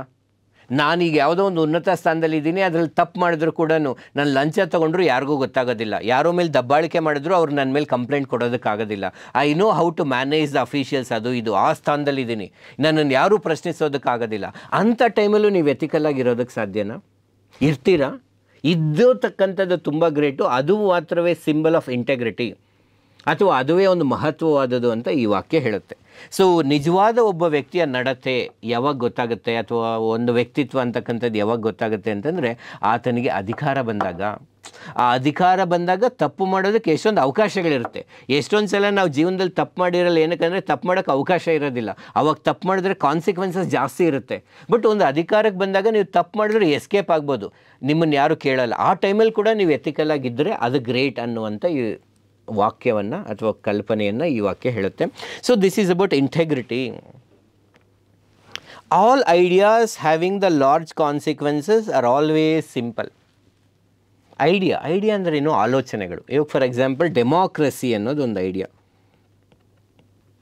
ಈಕ್ವಾಲಿಟಿ ಅನ್ನೋದೊಂದು ಐಡಿಯಾ, ಫ್ರೀಡಮ್ ಅನ್ನೋದೊಂದು ಐಡಿಯಾ, ನಾನ್ ವೈಲೆನ್ಸ್, ಅಹಿಂಸೆ ಅಂತಕ್ಕಂಥದ್ದು ಕೂಡ ಒಂದು ಆಲೋಚನೆ. ಇವುಗಳು ಸಮಾಜದಲ್ಲಿ, ಪ್ರಪಂಚದಲ್ಲಿ, ವ್ಯಕ್ತಿಗಳಲ್ಲಿ ಅತ್ಯಂತ ದೊಡ್ಡ ಪರಿಣಾಮಗಳನ್ನು ಬೀರುವಂತಹ ಸಾಮರ್ಥ್ಯವನ್ನು ಹೊಂದಿದ್ದಾವೆ. ಬಟ್ ಅವು ಎಷ್ಟು ಸರಳವಾಗಿ ಕೂಡ ಇದ್ದಾವೆ ನೋಡಿ. ಡೆಮಾಕ್ರಸಿ, ಪ್ರಜಾಪ್ರಭುತ್ವ, ಪ್ರಜೆಗಳಿಂದ ಪ್ರಜೆಗಳಿಗಾಗಿ, ಪ್ರಜೆಗಳಿಗೋಸ್ಕರ ಸರ್ಕಾರ ಅಂತಕ್ಕಂಥದ್ದು ಇರಬೇಕು. ನಮ್ಮ ಬಗ್ಗೆ ಯಾರು ನಿರ್ಧಾರ ತಗೋಬೇಕಂದ್ರೆ ನಮ್ಮಿಂದ ಆಯ್ಕೆಯಾದಂಥ ಪ್ರತಿನಿಧಿಗಳು ಆಯ್ಕೆ ಮಾಡಬೇಕು ಅಥವಾ ನಿರ್ಧಾರಗಳನ್ನ ತಗೊಳ್ಬೇಕು. ಎಷ್ಟು ಸರಳ. ಈಕ್ವಾಲಿಟಿ, ಮನುಷ್ಯರೆಲ್ಲರೂ ಸಮಾನರು. ನೀನು ಬಡವಾಗಿರು, ಶ್ರೀಮಂತನಾಗಿರು, ಕರ್ರಗಿರು, ಬೆಳ್ಳಗಿರು, ಆ್ಯಕ್ಚುಲಿ ಅಧಿಕಾರದಲ್ಲಿರು, ಅಧಿಕಾರದಲ್ಲಿ ಇಲ್ಲದೆ ಇರು, ಏನೇ ಆಗಿರು, ನೀನು ಫಸ್ಟ್ ಮನುಷ್ಯ ಆಗಿದೆಯಾ ಅದೊಂದು ಫ್ಯಾಕ್ಟರ್ ಸಾಕು. ಆ್ಯಕ್ಚುಲಿ ಯು ಆರ್ ಈಕ್ವಲ್, ನಿಮಗೆ ಸಮಾನ ಹಕ್ಕುಗಳಿದೆ. So simple ideas. ಫ್ರೀಡಮ್, ಪ್ರತಿಯೊಬ್ಬರಿಗೂ ತಮ್ಮ ಜೀವನದಲ್ಲಿ, ಇವಾಗ ನನ್ನ ಜೀವನದಲ್ಲಿ ನಾನು ಹೇಗೆ ಬದುಕಬೇಕು ಅನ್ನೋದು ನಾನು ಡಿಸೈಡ್ ಮಾಡಬೇಕು. ನನಗಿರುವ ಸಮಯವನ್ನು, ಸಂಪನ್ಮೂಲಗಳನ್ನು ಯಾವ ರೀತಿಯಲ್ಲಿ ನಾನು ಉಪಯೋಗಿಸ್ಕೋಬೇಕು ಅನ್ನೋದಕ್ಕೆ ಸಂಬಂಧಿಸಿದಂತೆ ನಾನು ನಿರ್ಧಾರ ತಗೊಳಕ್ಕಾಗಬೇಕು. ಬೇರೆ ಯಾರೂ ತೊಗೊಂಡು ಅದನ್ನು ಇಂಪೋಸ್ ಮಾಡಬಾರ್ದು ಅನ್ನುವ ಪರಿಕಲ್ಪನೆಯೇ ಸ್ವಾತಂತ್ರ್ಯ. ಸೊ ಅಹಿಂಸೆ, ನಾವು ಇನ್ನೊಬ್ಬರಿಗೆ ಹಿಂಸೆಯನ್ನು ಕೊಡಬಾರ್ದು, ಪ್ರಾಣಿಗಳಿಗೆ ಹಿಂಸೆ ಮಾಡಬಾರ್ದು, ಮನುಷ್ಯರಿಗೆ ಹಿಂಸೆ ಮಾಡಬಾರ್ದು, ನಮ್ಮ ಕಾರ್ಯಗಳ ಮೂಲಕ ಹಿಂಸೆ ಮಾಡಬಾರ್ದು, ಆಲೋಚನೆಗಳ ಮೂಲಕ ಕೂಡ ಹಿಂಸೆಯನ್ನು ಮಾಡಬಾರ್ದು. ಸೊ ಸಿಂಪಲ್ ಕಾನ್ಸೆಪ್ಟ್, ಇದು ಸರಳವಾದ ಅರ್ಥ. Next one, the cost of being wrong is less than the cost of doing nothing. ಇದು ಏನು ಹೇಳ್ತಾ ಇದೆ ಅಂತಂದರೆ, the cost of doing nothing ಅಂದರೆ ನಾವು ಲಿಟ್ರಲ್ ಮೀನಿಂಗ್ ಅಲ್ದಿರ ಅದರ ಅರ್ಥವನ್ನು ಏನಾದರೂ ಅರ್ಥ ಮಾಡಿಕೊಂಡ್ರೆ, just not with the words actually, ಅದರ ಇನ್ನರ್ ಮೀನಿಂಗ್ ಏನಪ್ಪ ಅಂದರೆ, ಏನೂ ಮಾಡದೇ ಇರೋದ್ರಿಂದ ಆಗುವಂಥ ನಷ್ಟ ಒಂದು ಕಡೆ ಇದೆ. ಏನೂ ಮಾಡೋದಿಲ್ಲ, ನಾನೇನು ನಿರ್ಧಾರ ತಗೊಳ್ತಿಲ್ಲ, ಏನೂ ಕೆಲಸ ಮಾಡ್ತಿಲ್ಲ, ಅದರಿಂದ ಒಂದಷ್ಟು ನಷ್ಟ ಆಗ್ತಿದೆ. ಇನ್ನೊಂದು ಕಡೆ the cost of being wrong, ನಾನು ಏನೋ ಒಂದು ಮಾಡೋಕ್ಕೆ ಅಂತ ಹೋದೆ, ಆದರೆ ಅದರಿಂದ ನಾನು ಅಂದ್ಕೊಂಡದ್ದನ್ನು ಸಾಧನೆ ಮಾಡೋದಕ್ಕಾಗಲಿಲ್ಲ, ಇದರಿಂದ ಆದಂಥ ನಷ್ಟ. ಈ ವಾಕ್ಯ ಹೇಳ್ತಾ ಇದೆ, ಇದರೆರಡರಲ್ಲಿ ಯಾವ್ದು ಬೆಟರ್ ಅಂದರೆ, ಏನೂ ಮಾಡದೇ ಇರೋದಕ್ಕಿಂತಲೂ ಕೂಡ ಏನೋ ಒಂದು ಮಾಡಿ ನೀವು ಅದರಲ್ಲಿ ವೈಫಲ್ಯ ಆದರೆ ಅದು ಕೂಡ ಬೆಟರೇ. ಟ್ರೈ ಮಾಡಬೇಕು, ನೀವು ಪ್ರಯತ್ನ ಪಡಬೇಕು, ಪ್ರಯತ್ನ ಮಾಡ್ದಿರ ಇರಬಾರ್ದು. ಪ್ರಯತ್ನ ಮಾಡಿ ವೈಫಲ್ಯ ಆದರೂ ಕೂಡ ಪರವಾಗಿಲ್ಲ, ಅದರಿಂದ ನೀವು ಅಂದ್ಕೊಂಡಿದ್ದು ಸಾಧನೆ ಮಾಡದೇ ಇದ್ದರೂ ಪರವಾಗಿಲ್ಲ, ನಿಮ್ಗೆ ಅನುಭವ ಸಿಗುತ್ತೆ, ಕಲಿಕೆ ಸಿಗುತ್ತೆ, ಲರ್ನಿಂಗ್ ಸಿಗುತ್ತೆ. ಏನೂ ಮಾಡದೇ ಇದ್ದರೆ ಏನೂ ಪ್ರಯೋಜನ ಇಲ್ಲ ಅಂತ ಈ ವಾಕ್ಯ ಹೇಳುತ್ತೆ. ಈಗ ನಾವು ಇದೀಗ ಏನು ಮಾಡಿದ್ವಿ ಅಂದರೆ, ಫಸ್ಟ್ ಸ್ಟೆಪ್ಪಲ್ಲಿ ಈ ಹೋಲಿಸ್ಟಿಕ್ ಅಥವಾ ಸರಳವಾಗಿ ಅರ್ಥ ಮಾಡ್ಕೊಂಡ್ವಿ. ಈಗೇನು ಅರ್ಥ ಏನೋ ಆಯ್ತಪ್ಪ, ಬಟ್ ಸರ್ ನೀವು ಹೇಳ ಸರ್ ಅರ್ಥ ಏನೋ ಆಯಿತು, ಬಟ್ ಇವುಗಳ ಬಗ್ಗೆ 1000 ಪದ ಹೆಂಗೆ ಬರೆಯೋದು ನಾನು? How do I create 1000 words? And ಮತ್ತು 4ರಲ್ಲಿ ಯಾವುದು ಓಕೆ, ನಂಗೆ 4 ಅರ್ಥ ಆಗಿದೆ, ನಾನು ಏನು ಮಾಡಬೇಕು ಇವಾಗ? ಸೊ ಹೇಗೆ ಚೂಸ್ ಮಾಡಬೇಕು? ಈ 4 ನಮ್ಗೆ ಅರ್ಥ ಆದಾಗ ಏನು ಮಾಡಬೇಕು ಅಂತಂದರೆ, ಆ 4ರಲ್ಲಿ ಯಾವುದಕ್ಕೆ ನಾವು ತುಂಬ ಜಸ್ಟಿಸ್ ಮಾಡೋಕ್ಕಾಗುತ್ತೋ, ನ್ಯಾಯ ಮಾಡೋದಕ್ಕಾಗುತ್ತೋ, ಯಾವುದ್ರ ಬಗ್ಗೆ ನಮಗೆ ಕಂಟೆಂಟ್ ಜಾಸ್ತಿ ಗೊತ್ತಿದೆಯೋ ಅದನ್ನು ಆಯ್ಕೆ ಮಾಡ್ಕೋಬೇಕು. ಅದಕ್ಕೆ ನಾವಿಲ್ಲಿ ಏನು ಹೇಳಿದ್ದೀವಿ ನೋಡಿ, the fight with your best weapon ಅಂತ. ಕೆಲವರು ಯೋಚನೆ ಮಾಡ್ತಾರೆ, ಈ ಮೊದಲನೇ ಕ್ವಶನು ತುಂಬ ಈಸಿ ಇದೆ, ಅದನ್ನು ಯಾರು ಬೇಕಾದರೂ ಬರೀತಾರೆ, ಬಟ್ ಈ 4ನೇ ಕ್ವಶನ್ ಇದೆಯಲ್ಲ ತುಂಬ ಡಿಫಿಕಲ್ಟ್ ಇದೆ. ಅದನ್ನು ಈ ಮೊದಲನೇ ಪ್ರಶ್ನೆ ಏನಿದೆಯಲ್ಲ ತುಂಬ ಸುಲಭವಾಗಿದೆ, ಅದನ್ನು ಯಾರು ಬೇಕಾದರೂ ಬರೀತಾರೆ. ಬಟ್ 4ನೇ ಕ್ವಶನ್ ಇದೆಯಲ್ಲ ಇದು ತುಂಬ ಡಿಫಿಕಲ್ಟ್ ಇದೆ. ಈ ಡಿಫಿಕಲ್ಟ್ ಆಗಿರೋದನ್ನು ತೊಗೊಂಡು ಇವ್ಯಾಲ್ಯೂಯೇಟರ್ನ ಇಂಪ್ರೆಸ್ ಮಾಡೋದಕ್ಕೋಸ್ಕರ ಟ್ರೈ ಮಾಡ್ತೀನಿ ಅಂತ. ಬಟ್ ಇದು ರಾಂಗ್ ಪ್ರಾಸೆಸ್ ಆ್ಯಕ್ಚುಲಿ. ಈ 4ರಲ್ಲಿ ಯಾವ್ದು ನಮಗೆ ತುಂಬ ಚೆನ್ನಾಗಿ ಅರ್ಥ ಆಗಿದೆ, ಅದಕ್ಕೆ ಬೇಕಾಗಿರುವ ಕಂಟೆಂಟ್ ನಮ್ಮ ಹತ್ರ ಇದೆ, ಯಾವುದಕ್ಕೆ ನಾನು ಜಾಸ್ತಿ ಕಂಟೆಂಟ್ನ ಕ್ರಿಯೇಟ್ ಮಾಡಬಲ್ಲೆ, ಅದನ್ನು ಕ್ರಿಯೇಟಿವ್ ಆಗಿ ಪ್ರೆಸೆಂಟ್ ಮಾಡಬಲ್ಲೆ, ಅದನ್ನು ಒಂದು ಸೃಜನಾತ್ಮಕವಾಗಿ ವ್ಯಕ್ತಪಡಿಸಬಲ್ಲೆ ಅಂತ ನಮಗನ್ಸುತ್ತೋ ಅದನ್ನು ನಾವು ಆಯ್ಕೆ ಮಾಡಬೇಕು. ಒಬ್ಬ ಆ್ಯಾವ್ರೇಜಾಗಿ ಸಿವಿಲ್ ಸರ್ವಿಸ್ ಎಕ್ಸಾಮ್ ಪ್ರಿಪೇರ್ ಆಗೋರಿಗೆ, KS ಅಥವಾ UPSC ಎಕ್ಸಾಮ್ ಬರೆಯೋರಿಗೆ ಮತ್ತು ಇತರ ಗೌರ್ಮೆಂಟ್ ಎಕ್ಸಾಮ್ಸ್ ಬರೆಯೋರಿಗೆ ಎಷ್ಟೊಂದು ವಿಷಯಗಳನ್ನು ನೀವು ತಿಳ್ಕೊಂಡಿರ್ತೀರ ಅಂತಂದರೆ, ಈ ಕೊಟ್ಟಿರುವಂಥ ಇಂಥ ಇವುಗಳನ್ನ ನಾವು ಫಿಲಾಸಫಿಕಲ್ ಎಸ್ಸೇಸ್ ಅಂತ ಏನಾದರೂ ಕರೆದ್ರೆ, ಅವುಗಳನ್ನು ಬರೆಯೋದಕ್ಕೆ ಬೇಕಾಗಿರುವ ಕಂಟೆಂಟ್ ನಿಮ್ಮ ಹತ್ರ ಆಲ್ರೆಡಿ ಇದೆ. ಇಲ್ಲ ಸರ್ ನಾವು ಯಾವುದು ಓದೇ ಇಲ್ಲ ನಾನು. ಈಗ ಹ್ಯಾಪಿನೆಸ್ ಅನ್ನೋ ಒಂದು ವಿಷಯದ ಬಗ್ಗೆ ನೀವು ಯಾವತ್ತೂ ಕೂಡ ಸಪೋಸ್ 100 ವರ್ಡ್ಸ್ ಕೂಡ ಓದಿಲ್ಲದೆ ಇರ್ಬೋದು. ಬಟ್ ಆ್ಯಕ್ಚುಲಿ ನೋಡಿ, ನಾವು ಇದನ್ನು ಒಂದು ತಗೊಳ್ಳೋಣ, ಈ ಟಾಪಿಕನ್ನು ತಗೊಂಡು ಇದಕ್ಕೆ 1000 ಪದಗಳಷ್ಟು ಕಂಟೆಂಟ್ನ ಕ್ರಿಯೇಟ್ ಮಾಡೋಣ. ನೀವು ನನ್ನ ಜೊತೆ ಕ್ರಿಯೇಟ್ ಮಾಡಬೇಕು. ಅದು ಅಂದರೆ it is just to prove that ನಿಮಗೆ ಒಂದು ಪ್ರಬಂಧ ಬರೆಯೋದಕ್ಕೆ ಬೇಕಾಗಿರುವ ಎಲ್ಲ ಮಾಹಿತಿಯಲ್ಲೂ ನಿಮ್ಮಲ್ಲಿದೆ. ಬಟ್ ನಿಮ್ಮಲ್ಲಿ ಆ ಒಂದು ಶಕ್ತಿ ಇದೆ, ಆ ಮಾಹಿತಿ ಇದೆ ಅನ್ನುವ ಮಾಹಿತಿ ನಿಮಗೆ ಗೊತ್ತಿಲ್ಲ ಅಷ್ಟೇ. ಅದಕ್ಕೆ ನೀವು ಏನು ಮಾಡಬೇಕು, ಫಸ್ಟ್ ಆ್ಯಕ್ಟಿವ್ ಆಗಿರಬೇಕು. ಮತ್ತು ಅದು ಇದು ಡೈವರ್ಟ್ ಆಗ್ತಿದ್ದೀರಾ, ಪ್ರತಿ 2 ನಿಮಿಷಕ್ಕೆ ಒಂದ್ಸಲ ಮೊಬೈಲ್ ನೋಡ್ತಿದ್ದೀರಾ, ಹಾಗೆ ಹೀಗೆ ಅಂತಂದರೆ ಅದನ್ನೆಲ್ಲ ಸ್ಟಾಪ್ ಮಾಡಿ. ಇವತ್ತಿನ ಒಂದು ಅಗೈನ್ ಸೋಷಿಯಲ್ ಮೀಡಿಯಾ ಯುಗದಲ್ಲಿ ಏನಾಗಿದೆ ಅಂತಂದರೆ, ಈ ಅಟೆನ್ಷನ್ ಸ್ಪ್ಯಾನ್ ಅಂತಕ್ಕಂಥದ್ದು ತುಂಬ ಕಡಿಮೆ ಆಗೋಗಿದೆ. 30 ಸೆಕೆಂಡ್ಗೆ ಒಂದೊಂದು ವೀಡಿಯೋ ನೋಡಿ ಅಭ್ಯಾಸ ಆದಾಗ 1 ಅವರ್ ವೀಡಿಯೋ ಇದೆ ಅಂತಂದರೆ ಅದರಲ್ಲಿ ಪ್ಲೇ ಆಗ್ತಾ ಮಧ್ಯೆ ಇನ್ನೇನೇನೋ ಮಾಡ್ತಾ ಇರ್ತೀವಿ. ಸಾಧ್ಯ ಆದರೆ ಅದು ಮತ್ತು ಇದರ ಸಂಪೂರ್ಣ ಪ್ರಯೋಜನ ನೀವು ಪಡಿಬೇಕು ಅಂತ ಅಂದ್ಕೊಂಡ್ರೆ ಅವನ್ನೆಲ್ಲ ಪಕ್ಕಕ್ಕಿಟ್ಟು ಒಂದು ವೈಟ್ ಪೇಪರ್ ತೊಗೊಳ್ಳಿ, ಪೆನ್ ತೊಗೊಳ್ಳಿ. ಇವುಗಳ ಬಗ್ಗೆ ನಾವು ಡಿಸ್ಕಸ್ ಮಾಡ್ತಾ ಬರೋಣ. ಮೊದಲನೇದು, choice of the topic. Suppose ನಾನು ಈ ಟಾಪಿಕನ್ನು ಚೂಸ್ ಮಾಡಿದ್ದೀನಿ. ಈಗ 2ನೇ ಹಂತ ಏನು, ಬ್ರೈನ್ ಸ್ಟಾಮಿಂಗ್ ಅಂದರೆ ನಮಗೆ ಕೊಟ್ಟಿರುವಂಥ ವಿಷಯಕ್ಕೆ ಸಂಬಂಧಿಸಿದಂತೆ ಭಿನ್ನ ದೃಷ್ಟಿಕೋನದಲ್ಲಿ ಯೋಚನೆ ಮಾಡೋದು. ಉದಾಹರಣೆಗೆ ಬಡತನ ಅಂತ ಒಂದು ಟಾಪಿಕ್ ಇದೆ. ಈ ಬಡತನ ಅನ್ನೋ ವಿಷಯದ ಬಗ್ಗೆ ನೀವು ಪ್ರಬಂಧ ಬರೀಬೇಕು ಅಂದರೆ ಅಸಲು ಬಡತನ ಅಂತಂದ್ರೆ ಏನು, ಬಡತನಕ್ಕೆ ಕಾರಣಗಳೇನು, ಬಡತನಕ್ಕೆ ಇವನ್ನು ನಿವಾರಿಸೋದಕ್ಕೋಸ್ಕರ ಈಗಾಗಲೇ ತೆಗೆದುಕೊಂಡಿರುವಂಥ ಕ್ರಮಗಳೇನು, ಇನ್ನೂ ತೆಗೆದುಕೊಳ್ಳಬೇಕಾದಂಥ ಕ್ರಮಗಳೇನು, ಅದಕ್ಕೆ ರಿಲೇಟೆಡ್ ಫ್ಯಾಕ್ಟ್ಸ್ ಆ್ಯಂಡ್ ಎವಿಡೆನ್ಸಸ್ ಏನು, ಬಡತನಕ್ಕೂ ಜನಸಂಖ್ಯೆಗೂ ಸಂಬಂಧ ಇದೆಯಾ, ಬಡತನಕ್ಕೂ ಅನಕ್ಷರಸ್ಯೆಗೂ ಸಂಬಂಧ ಇದೆಯಾ, ಬಡತನಕ್ಕೂ ಟೆಕ್ನಾಲಜಿಗೂ ಸಂಬಂಧ ಇದೆಯಾ, ಬಡತನಕ್ಕೂ ಜಾಗತೀಕರಣಕ್ಕೂ ಸಂಬಂಧ ಇದೆಯಾ. ಸಿ ಬಡತನ ಅನ್ನೋದ್ರ ಬಗ್ಗೆ ಪ್ರಬಂಧ ಬರೀಬೇಕು ಅಂದರೆ ಯು ಹ್ಯಾವ್ ಹಂಡ್ರೆಡ್ಸ್ ಡೈಮೆನ್ಷನ್ಸ್. ಅದೇ ಥರ ಒಂದು ವಾಕ್ಯವನ್ನು ಕೊಟ್ಟಾಗ ಅದಕ್ಕೆ ನಿಮ್ಗೆ ಏನಾದರೂ ಪ್ರಶ್ನೆಗಳನ್ನು ಕೇಳಬೇಕು. ನಾವು ಫಸ್ಟ್ ಏನು ಮಾಡ್ತಿದ್ದೀವಿ, ಈಗಲ್ಲಿ ಪಾವರ್ಟಿಗೂ ಪಾಪ್ಯುಲೇಷನ್ಗೂ ಏನು ಸಂಬಂಧ, what is the relationship between poverty and population, that is a question that we are framing and then we find answer. So brainstorm ಮಾಡೋದು ಅಂತಂದರೆ ನಮಗೆ ಕೊಟ್ಟಿರುವಂಥ ಒಂದು ವಾಕ್ಯಕ್ಕೆ ಸಂಬಂಧಿಸಿದಂತೆ ಹಲವಾರು ಪ್ರಶ್ನೆಗಳನ್ನು ಕೇಳೋದು ಮತ್ತು ಆ ಪ್ರಶ್ನೆಗಳಿಗೆ ಉತ್ತರವನ್ನು ಕಂಡುಹಿಡಿಯೋದು. ನಾನು ಹೇಳೋದಕ್ಕಿಂತ ಮುಂಚೆ ನೀವು ಈ ವಿಡಿಯೋವನ್ನು ಪಾಸ್ ಮಾಡಿ ಈ ವಾಕ್ಯಕ್ಕೆ ಸಂಬಂಧಿಸಿದಂತೆ ನಾನು ಯಾವ ಯಾವ ಪ್ರಶ್ನೆಗಳನ್ನು ಕೇಳಬಹುದು ಅಂತ ಯೋಚನೆ ಮಾಡಿ. ಓಕೆ, ಸೊ ಏನು ಮಾಡಬೇಕು ಅಂತಂದರೆ ಮೊದಲು ಇವಾಗ ಹ್ಯಾಪಿನೆಸ್ ಅನ್ನೋದು ಕೀವರ್ಡ್. ದ ಫಸ್ಟ್ ಕ್ವಶನ್ ಏನಪ್ಪ ಅಂತಂದರೆ ಹ್ಯಾಪಿನೆಸ್ ಅಂದ್ರೇನು, ಸಂತೋಷ ಅಂದ್ರೇನು, ಅದು ಒಂದು ಪ್ರಶ್ನೆ. Next there is no path to happiness ಅಂತ ಕೇಳಿದ್ದಾರೆ. ಹೌದಾ, ಸಂತೋಷಕ್ಕೆ ಯಾವುದು ಮಾರ್ಗ ಇಲ್ವಾ? ಈಗ ತುಂಬ ಜನ ಮಾರ್ಗ ಇದೆ ಅಂತ ಕರೀತಾರಲ್ವ, ಇದ್ದರೆ ಯಾವ್ಯಾವ ಮಾರ್ಗ ಇದೆ? ಈಗ ನಾವು ಅದನ್ನು ಕನ್ವೆನ್ಷನಲ್ ಪಾತ್ ಅಂತ, ಸಾಂಪ್ರದಾಯಿಕವಾಗಿ ಸಂತೋಷಕ್ಕೊಂದು ಮಾರ್ಗ ಇದೆ ಅಂತ ಹೇಳ್ತಾರೆ. If there is a path, actually ನಾವು ಅದನ್ನು ಒಪ್ಕೋಬಾರದು. ನೋ ಪಾತ್ ಟು ಹ್ಯಾಪಿನೆಸ್ ಅಂದರೆ ಹೌದು ಇಲ್ವಾ, ನಾವು ಏನೋ ಮಾಡಿದ್ರೆ ನಮಗೆ ಸಂತೋಷ ಸಿಗುತ್ತಲ್ವಾ? Is there is a path to happiness, ಸಂತೋಷಕ್ಕೆ ಏನಾದರೂ ಮಾರ್ಗ ಇದೆಯಾ? ಜನ ಸಾಮಾನ್ಯವಾಗಿ ಏನಾದಮೇಲೆ ನಮಗೆ ಸಂತೋಷ ಸಿಗುತ್ತೆ ಅಂತ ಅನ್ಕೋತಾರೆ. Okay, there is a path, okay the path ಅನ್ನೋದೇನೋ ಇದೆ. ಬಟ್ ಆದರೆ ಈ ಟ್ರೆಡಿಷ್ನಲ್ ಅಂಡರ್ಸ್ಟ್ಯಾಂಡಿಂಗ್ ಆಫ್ ಸಂತೋಷ ಏನಿದೆಯಲ್ಲ, ಇದನ್ನೇನೋ ಒಂದು ಅಚೀವ್ ಮಾಡಿದ್ರೆ ನಂಗೆ ಸಂತೋಷ ಸಿಗುತ್ತೆ ಅನ್ನುವಂಥದ್ದು ಇದೆಯಲ್ವಾ, ಅದರಿಂದ ಏನಾದ್ರು ಚಾಲೆಂಜಸ್ ಇದೆಯಾ, ಸವಾಲುಗಳಿದೆಯಾ, ಆ್ಯಕ್ಚುಲಿ ಪ್ರಾಬ್ಲಮ್ಸ್ ಇದೆಯಾ, ಸಮಸ್ಯೆಗಳಿದೆಯಾ? ಓಕೆ, ಪಾತ್ ಇರ್ಬೋದು, ಬಟ್ ಆದರೆ ಅದರಿಂದ ಇಂತಿಂಥ ಸಮಸ್ಯೆಗಳಿದೆ, ಹಂಗಾಗಿ ಇದು ರೈಟ್ ಪಾತ್ ಅಲ್ಲ. ಹಾಗಾದರೆ happiness is the path. Like once again I will explain in detail. So ಸಂತೋಷ ಅನ್ನೋದೇ ಒಂದು ಮಾರ್ಗ, ಹಂಗಂದ್ರೇನು? ಹ್ಯಾಪಿನೆಸ್ ಈಸ್ ದ ಪಾತ್ ಅಂತಂದ್ರೇನು? ಇದರಿಂದ ಅಡ್ವಾಂಟೇಜಸ್ ಏನು?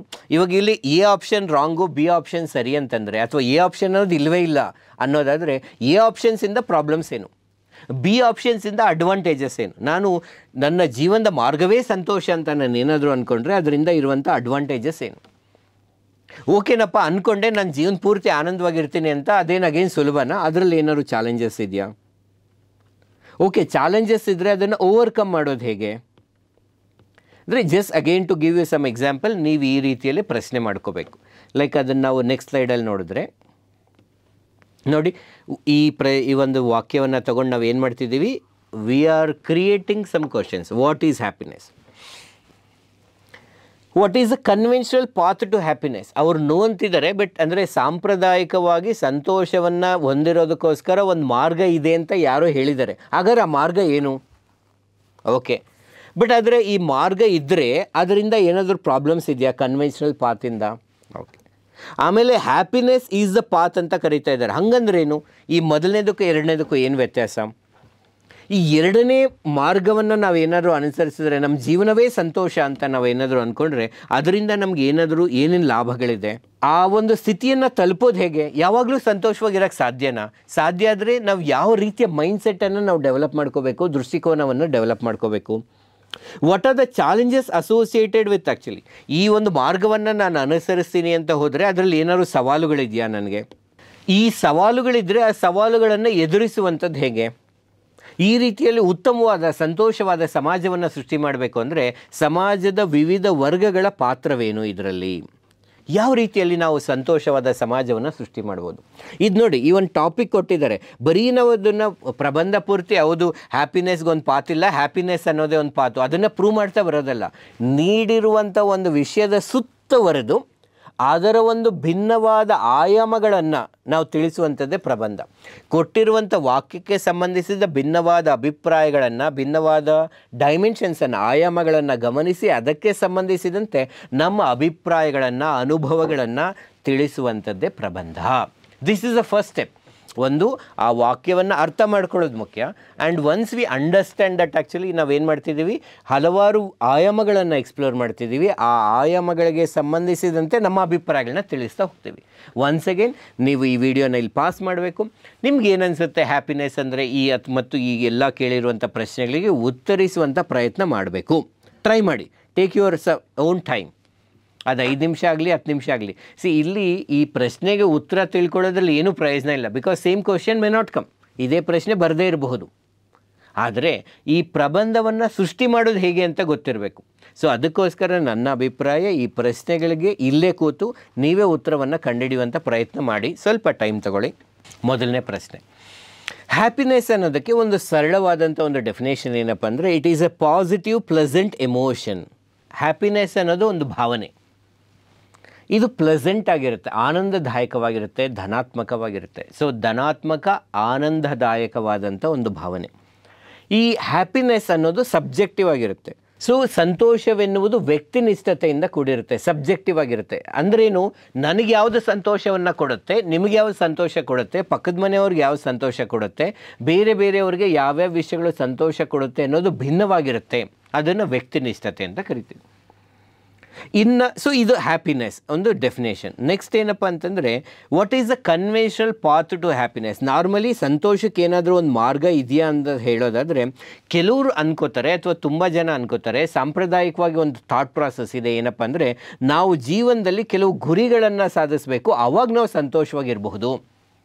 ತುಂಬ ಜನಕ್ಕೆ ಏನು ಹೇಳ್ತಾರೆ ಅಂದರೆ, ಮಿಡಲ್ ಕ್ಲಾಸಲ್ಲಿ ಸಾಮಾನ್ಯವಾಗಿ 5 ಡಿಜಿಟ್ ಸ್ಯಾಲ್ರಿ ಇರಬೇಕು. 5 ಡಿಜಿಟ್ ಸ್ಯಾಲ್ರಿ ಇರಬೇಕು. ಸಾಮಾನ್ಯವಾಗಿ 10,000 ಕೂಡ 5 ಡಿಜಿಟೇ. ಬಟ್ ಅದೊಂದು 50,000, 60,000, 70,000, 80,000, 90,000 ಮಿನಿಮಮ್ ಅಷ್ಟಂತೂ ಸ್ಯಾಲ್ರಿ ಇರಬೇಕು. 4 ವೀಲರ್ ಆ್ಯಕ್ಚುಲಿ ಒಂದು 4 ವೀಲರ್ ವೆಹಿಕಲ್ ಇರಬೇಕು. 4 ಚಕ್ರಗಳಿರೋ ಒಂದು ವೆಹಿಕಲ್, ಕಾರು. ಅದರಲ್ಲಿ ಅಗೇನ್ ಯಾವ ಕಾರು ಅನ್ನೋದು ಬೇರೆ ಬೇರೆಯವ್ರಿಗೆ ಬೇರೆ ಬೇರೆ ವೇರಿಯೇಷನ್ಸ್ ಇರುತ್ತೆ. ಇನ್ನು 3 BHK ಹೋಮ್ ಇರಬೇಕು. ಅಟ್ಲೀಸ್ಟ್ 3 ಆದರೂ ರೂಮ್ ಇರೋವಂಥ ಒಂದು ಮನೆ ಇರಬೇಕು. ಅದು ನಮ್ಮ ಸ್ವಂತ ಮನೆ ಇರಬೇಕು. 1-2 ಮಕ್ಕಳು ಇರಬೇಕು, ಚಿಲ್ಡ್ರನ್ಸ್. ಒಂದು ಹಸ್ಬೆಂಡ್ ಅಥವಾ ವೈಫ್, ಸ್ಪೌಸ್ ಅಂತ ಕರಿತೀವಿ, ಗಂಡ ಅಥವಾ ಹೆಂಡತಿ ಇರಬೇಕೊಬ್ಬರು. ಆವಾಗ ನಾವು ಆನಂದವಾಗಿರಬಹುದು. ಸೊ ಅಂದರೆ ಇದನ್ನು ರೀಚ್ ಆಗೋವರೆಗೂ ಕಷ್ಟಪಡಬೇಕು ಜೀವನದಲ್ಲಿ. ಅದನ್ನು ಅಚೀವ್ ಮಾಡಿದ್ಮೇಲೆ ನಾವು ಸಂತೋಷವಾಗಿರ್ಬೋದು ಅನ್ನೋದು ಒಂದು ಸಂತೋಷಕ್ಕಿರೋ ಮಾರ್ಗ ಕೆಲವ್ರ ಪ್ರಕಾರ. ಇನ್ನು ಕೆಲವ್ರಿಗೆ ನನ್ನ ಜೀವನದಲ್ಲಿ ಫಸ್ಟ್ 1 crore ಸಂಪಾದನೆ ಮಾಡಬೇಕು, 1 ಕೋಟಿ ಸಂಪಾದನೆ ಮಾಡಬೇಕು, ಅಲ್ಲಿವರೆಗೂ ನಾನು ಸಂತೋಷದ ಬಗ್ಗೆ ಯೋಚನೆ ಮಾಡಬಾರ್ದು, ಯಾವುದೇ ಸಿನಿಮಾ ನೋಡಬಾರ್ದು, ಫ್ರೆಂಡ್ಸ್ ಜೊತೆ ಮಾತಾಡಬಾರ್ದು, ಏನೂ ಆಗಿರಬಾರ್ದು. ಆ್ಯಕ್ಚುಲಿ 1 ಕೋಟಿಯನ್ನು ಸಂಪಾದನೆ ಮಾಡೋಕ್ಕೆ ಆಮೇಲೆ ನಾನು ಖುಷಿಯಾಗಿರ್ತೀನಿ. IAS ಆಗಬೇಕು, KS ಆಗಬೇಕು, ಆಫೀಸರ್ ಆಗೋವರೆಗೂ ಕೂಡ again no distraction, no social media. ನಂಗೆ ಯಾವುದು ಬೇಡ, ನನಗೆ ಊಟ ಇಲ್ಲದೇ ಇದ್ರೂ ಪರವಾಗಿಲ್ಲ, ನಿದ್ದೆ ಇಲ್ಲದೇ ಇದ್ರೂ ಪರವಾಗಿಲ್ಲ, ಎಲ್ಲವೂ ಬೇಡ, ನಾನು ಇದಕ್ಕೋಸ್ಕರನೇ ಟ್ರೈ ಮಾಡ್ತೀನಿ. ಒಂದು ಸಲ ನಾನು ಆಫೀಸರ್ ಆಗಿಬಿಟ್ಟೆ ಅಂತಂದರೆ ಆಮೇಲಿಂದ ನಾನು ಸಂತೋಷವಾಗಿರ್ತೀನಿ. ಇದು ಸಂತೋಷದ ಬಗ್ಗೆ ತುಂಬ ಜನ ತಿಳಿದುಕೊಂಡಿರುವಂಥ ಒಂದು ಮಾರ್ಗ. ಆದರೆ ಈ ವಾಕ್ಯ ಹೇಳ್ತಾ ಇದೆ ಅದು ಸರಿ ಇಲ್ಲ ಅಂತ. ಬಟ್ ಇದು ಒಂದು ಪಾತ್ ಅಂತೂ ಇದೆ, ಒಂದು ನಾರ್ಮಲಿ ಒಂದು ಮಾರ್ಗ ಅಂತಿದೆ. ಆದರೆ ಈ ಮಾರ್ಗದಿಂದ ಏನಾದರೂ ಸಮಸ್ಯೆಗಳಿದೆಯಾ, ಸವಾಲುಗಳಿದೆಯಾ ಅಂತ ನಾವೇನಾದರೂ ಯೋಚನೆ ಮಾಡಿದ್ರೆ, ಮೊದಲನೇದೇನಪ್ಪ ಅಂದರೆ, we are always preparing to be happy but never be happy ಅಂತ ಕರೀತಾರೆ. ನಾವು ಯಾವಾಗಲೂ ಸಂತೋಷವಾಗಿರೋದಕ್ಕೆ ಪ್ರಿಪೇರ್ ಆಗ್ತಾ ಇರ್ತೀವಿ, ಬಟ್ ಯಾವಾಗಲೂ ಇಲ್ಲ ಅಂತ. ಇದು ನಾವೆಲ್ಲರೂ ಅನುಭವಿಸಿರುವಂಥ ಒಂದು ಎಕ್ಸ್ಪೀರಿಯೆನ್ಸ್ ಏನಂದರೆ, ತುಂಬ ಸಲ ಇವಾಗ ನಾವು 10th ಕ್ಲಾಸಲ್ಲಿ ಇದ್ದಾಗ ಹೇಳಿರ್ತಾರೆ ಪೇರೆಂಟ್ಸ್ ಅವರೆಲ್ಲ, 10th ಕ್ಲಾಸ್ ನಿನ್ನ ಜೀವನದಲ್ಲಿ ತುಂಬ ಮುಖ್ಯ, ಅದರಲ್ಲಿ ಜಾಸ್ತಿ ಮಾರ್ಕ್ಸ್ ತೊಗೋಬೇಕು, ಆಮೇಲೆ ನೀನು ಖುಷಿಯಾಗಿರ್ಬೋದು ಅಂತ. ಓಕೆ, ಒಂದಷ್ಟು ಮಾರ್ಕ್ಸ್ ತೊಗೊಂಡ್ವಿ, ಆಮೇಲೆ ಖುಷಿಯಾಗಿದ್ದೀವ?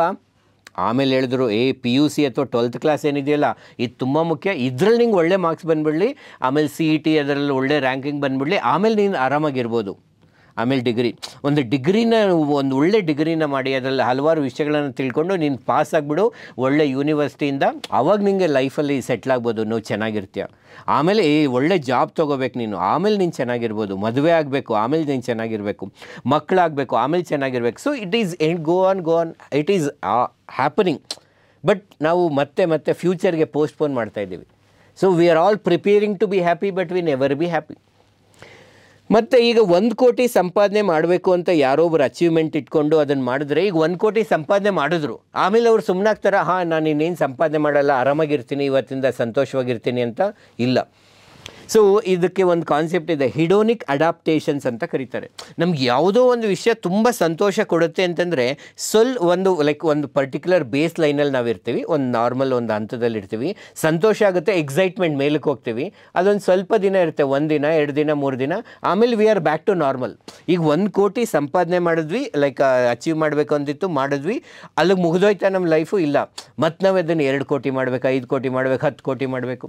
ಈಗ ಸದ್ಯಕ್ಕೆ ನಾನು KPSC ಪ್ರಿಲಿಮ್ಸ್ ಮಾಡಿದ್ರೆ ಆಗೋಯ್ತಪ್ಪ, ಹಾಂ ಪ್ರಿಲಿಮ್ಸ್ ಆಯಿತು, ಅದಾದಮೇಲೆ ಒಂದು 2-3 ದಿನ ಫುಲ್ ಖುಷಿ, prelims okay, first key answer ಬಂದಿತ್ತು, ಅದರಲ್ಲಿ ನನಗೆ ಕಟ್ ಆಫ್ಗಿನ್ನ ಜಾಸ್ತಿ ಬರ್ತಾಯಿದೆ, ಏನು ಕೋಚಿಂಗ್ ಇನ್ಸ್ಟಿಟ್ಯೂಟ್ ಎಲ್ಲ ಪ್ರೆಡಿಕ್ಟ್ ಮಾಡಿತ್ತು, ಅದಕ್ಕಿಂತ ಜಾಸ್ತಿ ಬರ್ತಾಯಿದೆ, ಅಲ್ಲಿಗೆ ಮುಗೀತಾ? ಇಲ್ಲ ಆ್ಯಕ್ಚುಲಿ.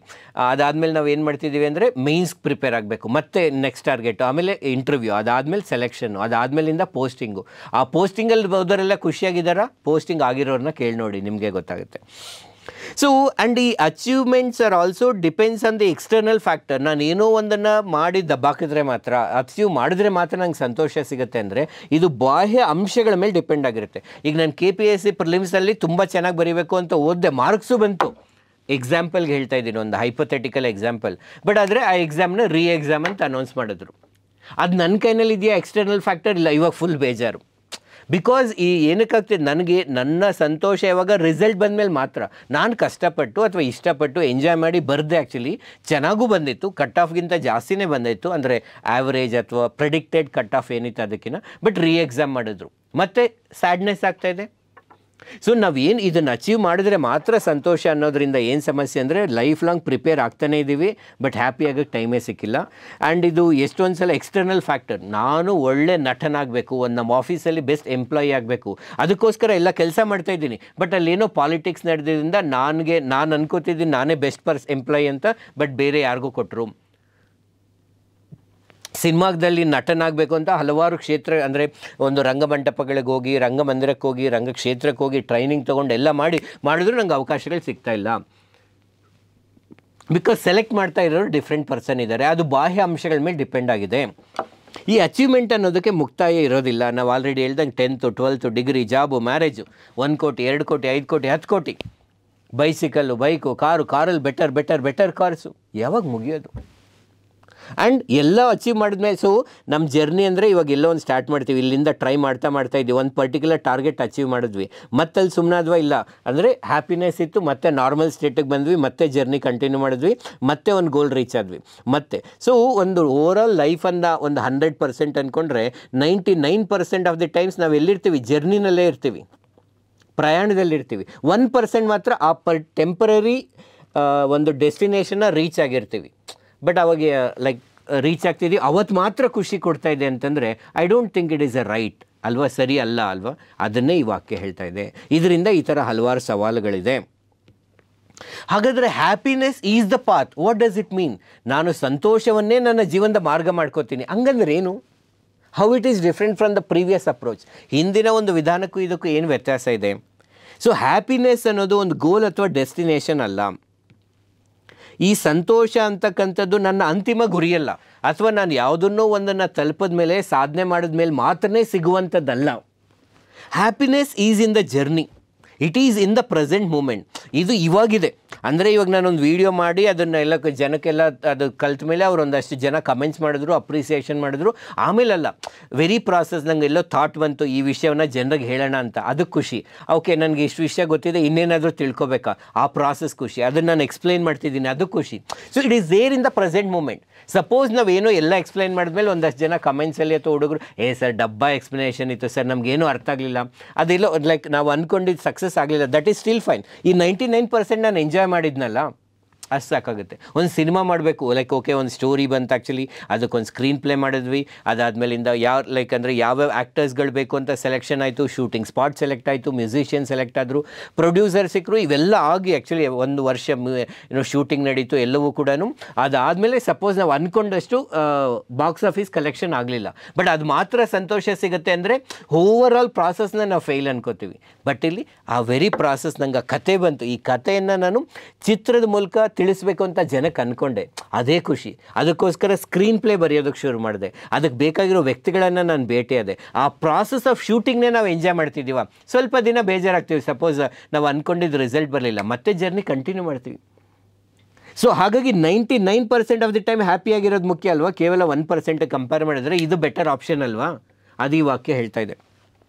ಸೊ ತುಂಬ ಜನ ಪಾಸ್ಟ್ ಅಂತ ಏನಿರುತ್ತಲ್ವ, ಈ ಪಾಸ್ಟ್ಗೆ ಅಂದರೆ ಹಿಂದೆ ನಡೆದು ಹೋದಂಥ ಘಟನೆಗಳು, ಇದಕ್ಕೆ ಸಂಬಂಧಿಸಿದ ರಿಗ್ರೆಟ್ ಆಗ್ತಾ ಇರ್ತಾರೆ. ನಾನು ಹಂಗೆ ಮಾಡಬಾರ್ದಾಗಿತ್ತು, ಹಿಂಗೆ ಮಾಡಬಾರ್ದಾಗಿತ್ತು, ಈ ಕೋಚಿಂಗ್ ಇನ್ಸ್ಟಿಟ್ಯೂಷನ್ ಜಾಯಿನ್ ಆಗಬಾರ್ದಾಗಿತ್ತು, ಈ ಬುಕ್ ಓದಬಾರ್ದಾಗಿತ್ತು, ಇವ್ರ ಜೊತೆ ಫ್ರೆಂಡ್ಶಿಪ್ ಮಾಡಬಾರ್ದಾಗಿತ್ತು, ಇವ್ರ ಜೊತೆ ಲವ್ ಮಾಡಬಾರ್ದಾಗಿತ್ತು ಅಂತ. ಇನ್ನು ಕೆಲವರು ಫ್ಯೂಚರ್ ಅಂತಿರುತ್ತೆ. ಈ ಫ್ಯೂಚರ್ ಬಗ್ಗೆ ಏನು ಮಾಡ್ತಿರ್ತಾರೆ ಅಂದರೆ ವರಿ ಆಗಿರ್ತಾರೆ. ನಾಳೆ ದಿವಸ ನಾನು ಎಕ್ಸಾಮ್ ಕ್ಲಿಯರ್ ಆಗ್ತೀನೋ ಇಲ್ವೋ, ನಂಗೆ ಒಳ್ಳೆ ಪೋಸ್ಟ್ ಸಿಗುತ್ತೋ ಇಲ್ವೋ, ನಂಗೆ ಒಳ್ಳೆ ಗಂಡ ಸಿಗ್ತಾನೋ ಇಲ್ವೋ, ಒಳ್ಳೆ ಹೆಂಡತಿ ಸಿಗ್ತಾಳೋ ಇಲ್ವೋ. Actually so they are worrying about the future. Actually ಈ ಟಾಪಿಕ್ ಏನು ಹೇಳುತ್ತೆ ಅಂದರೆ, ನೀವು ಪಾಸ್ಟ್ ಬಗ್ಗೆ ರಿಗ್ರೆಟ್ ಆಗಬೇಡಿ, ಪಾಸ್ಟಿಂದ ಕಲ್ತ್ಕೊಳ್ಳಿ, ಜಸ್ಟ್ ಕಲೀರಿ, ಸರಿನೋ ತಪ್ಪೋ ಏನೋ ಒಂದು ಓಕೆ ಏನಾಯಿತು ಅಂತ ಕಲೀರಿ. ಫ್ಯೂಚರ್ ಬಗ್ಗೆ ಪ್ಲ್ಯಾನು ಮಾಡಿ, ಬಟ್ ಆದರೆ ಲೀವ್ ಇನ್ ದ ಪ್ರೆಸೆಂಟ್, ಪ್ರಸ್ತುತ ಕಾಲದಲ್ಲಿ ಬದುಕಿರಿ, enjoy the present. This is called happiness is a path. In fact ನಿಮ್ಗೆ ಇದನ್ನು ಸ್ವಲ್ಪ ಚೆನ್ನಾಗಿ ಅರ್ಥ ಆಗಬೇಕು ಅಂತಂದರೆ, ನಮ್ಮ ಉಪೇಂದ್ರರವರ ಉಪ್ಪಿ-2 ಅಂತ ಒಂದು ಸಿನಿಮಾ ಇದೆ, ಉಪ್ಪಿ-2 ಅಂತ. ಅದೇ ಉಪೇಂದ್ರ ಫಸ್ಟ್ ವರ್ಷನು, ಅದ್ರ ನೆಕ್ಸ್ಟ್ ವರ್ಷನ್ ಉಪ್ಪಿ-2 ಅಂತ. ಈಗ ಉಪೇಂದ್ರ 25 ವರ್ಷ ಆದಮೇಲೆ ಮತ್ತೆ ರಿಲೀಸ್ ಆಗಿದೆ. ಯಾರಾದರೂ ನೋಡಿಲ್ಲ ಅಂದರೆ definitely it's A worth watching movie. ಪ್ರತಿ ವಾಕ್ಯದಲ್ಲೂ, ಪ್ರತಿ ಸೆಂಟೆನ್ಸಲ್ಲೂ, ಪ್ರತಿ ಸೀನಲ್ಲೂ ಫಿಲಾಸಫೀಸ್ ಇದೆ. ಅದರ ಅಡ್ವಾನ್ಸ್ಡ್ ವರ್ಷನ್ ಉಪ್ಪಿ-2 ಅಂತ. ಆ ಉಪ್ಪಿ-2 ಕೂಡ ಇದ್ರ ಬಗ್ಗೆ ಹೇಳುತ್ತೆ, just be happy in the present ಅಂತ. ಸೊ ಪಾಸ್ಟಿಂದ ಕಲ್ತ್ಕೊಳ್ಳಿ, ಫ್ಯೂಚರ್ ಬಗ್ಗೆ ಪ್ಲ್ಯಾನ್ ಮಾಡಿ, ಪ್ರೆಸೆಂಟ್ನ ಎಂಜಾಯ್ ಮಾಡಿ. Be in the present moment. Very process of teaching you enjoy, very process of learning. ಈಗ ಅಗೇನ್ KPSC UPSCಗೋಸ್ಕರ ತುಂಬ ಜನ 1 ದಿನ ಓದ್ತಾರೆ, 1 ವರ್ಷ ಓದ್ತಾರೆ, 2 ವರ್ಷ ಓದ್ತಾರೆ, 3 ವರ್ಷ ಓದ್ತಾರೆ, 4 ವರ್ಷ ಓದ್ತಾರೆ. ರಿಸಲ್ಟ್ ಏನಾದರೂ ಆಗ್ಬೋದು, ಸಕ್ಸಸ್ ರೇಟ್ ತುಂಬ ಕಡಿಮೆ. ಬಟ್ ಆವಾಗ ನಾನು 4 ವರ್ಷ ವೇಸ್ಟ್ ಮಾಡಿದೆ, 5 ವರ್ಷ ವೇಸ್ಟ್ ಮಾಡಿದೆ. ಫಸ್ಟ್ ಪ್ಲ್ಯಾನ್, ಮೊದಲನೇ ಮಾರ್ಗವನ್ನು ಫಾಲೋ ಮಾಡಿದ್ರೆ. ಬಟ್ ಎರಡನೇ ಮಾರ್ಗದಲ್ಲಿ ಪ್ರತಿ ಕ್ಷಣ ಓಕೆ ನಾನು ಏನೋ ಒಂದು ಹೊಸ ವಿಷಯ ಕಲಿತಾ ಇದ್ದೀನಿ, repo rate, reverse repo rate ಕಲಿತಾ ಇದ್ದೀನಿ, ನಂಗೆ ಮುಂಚೆ ಅದು ಗೊತ್ತಿರಲಿಲ್ಲ, ಇವಾಗ ನನಗೆ ಆ ಕಾನ್ಸೆಪ್ಟ್ ಅರ್ಥ ಆಗಿದೆ. ಎಲ್ಲೋ ನ್ಯೂಸ್ ಪೇಪರಲ್ಲಿ ರೆಪೋ ರೇಟ್ ಇನ್ಕ್ರೀಸ್ ಆಯಿತು, ಡಿಕ್ರೀಸ್ ಆಯಿತು ಅಂದರೆ I am understanding why they are increasing and decreasing. Inflation ಅರ್ಥ ಆಗ್ತಿರಲಿಲ್ಲ, ಬಜೆಟ್ ಅರ್ಥ ಆಗ್ತಿರಲಿಲ್ಲ, ಇವಾಗ ಒಂದು ಚೂರು ಕ್ಲಾರಿಟಿ ಬರ್ತಾ ಇದೆ. ಏನಕ್ಕೆ ಟ್ರಾಪಿಕ್ ಆಫ್ ಕ್ಯಾಪ್ರಿಕಾನ್ ಅಂತ ರೆಕಗ್ನೈಸ್ ಮಾಡಿದ್ದಾರೆ, ಕ್ಯಾನ್ಸರ್ ಅಂತ ರೆಕಗ್ನೈಸ್ ಮಾಡಿದ್ದಾರೆ, ಇವುಗಳ ಪ್ರಾಮುಖ್ಯತೆ ಗೊತ್ತಿರಲಿಲ್ಲ, ನಂಗೆ ಇನ್ನಷ್ಟು ಅರ್ಥ ಆಗ್ತಾ ಇದೆ.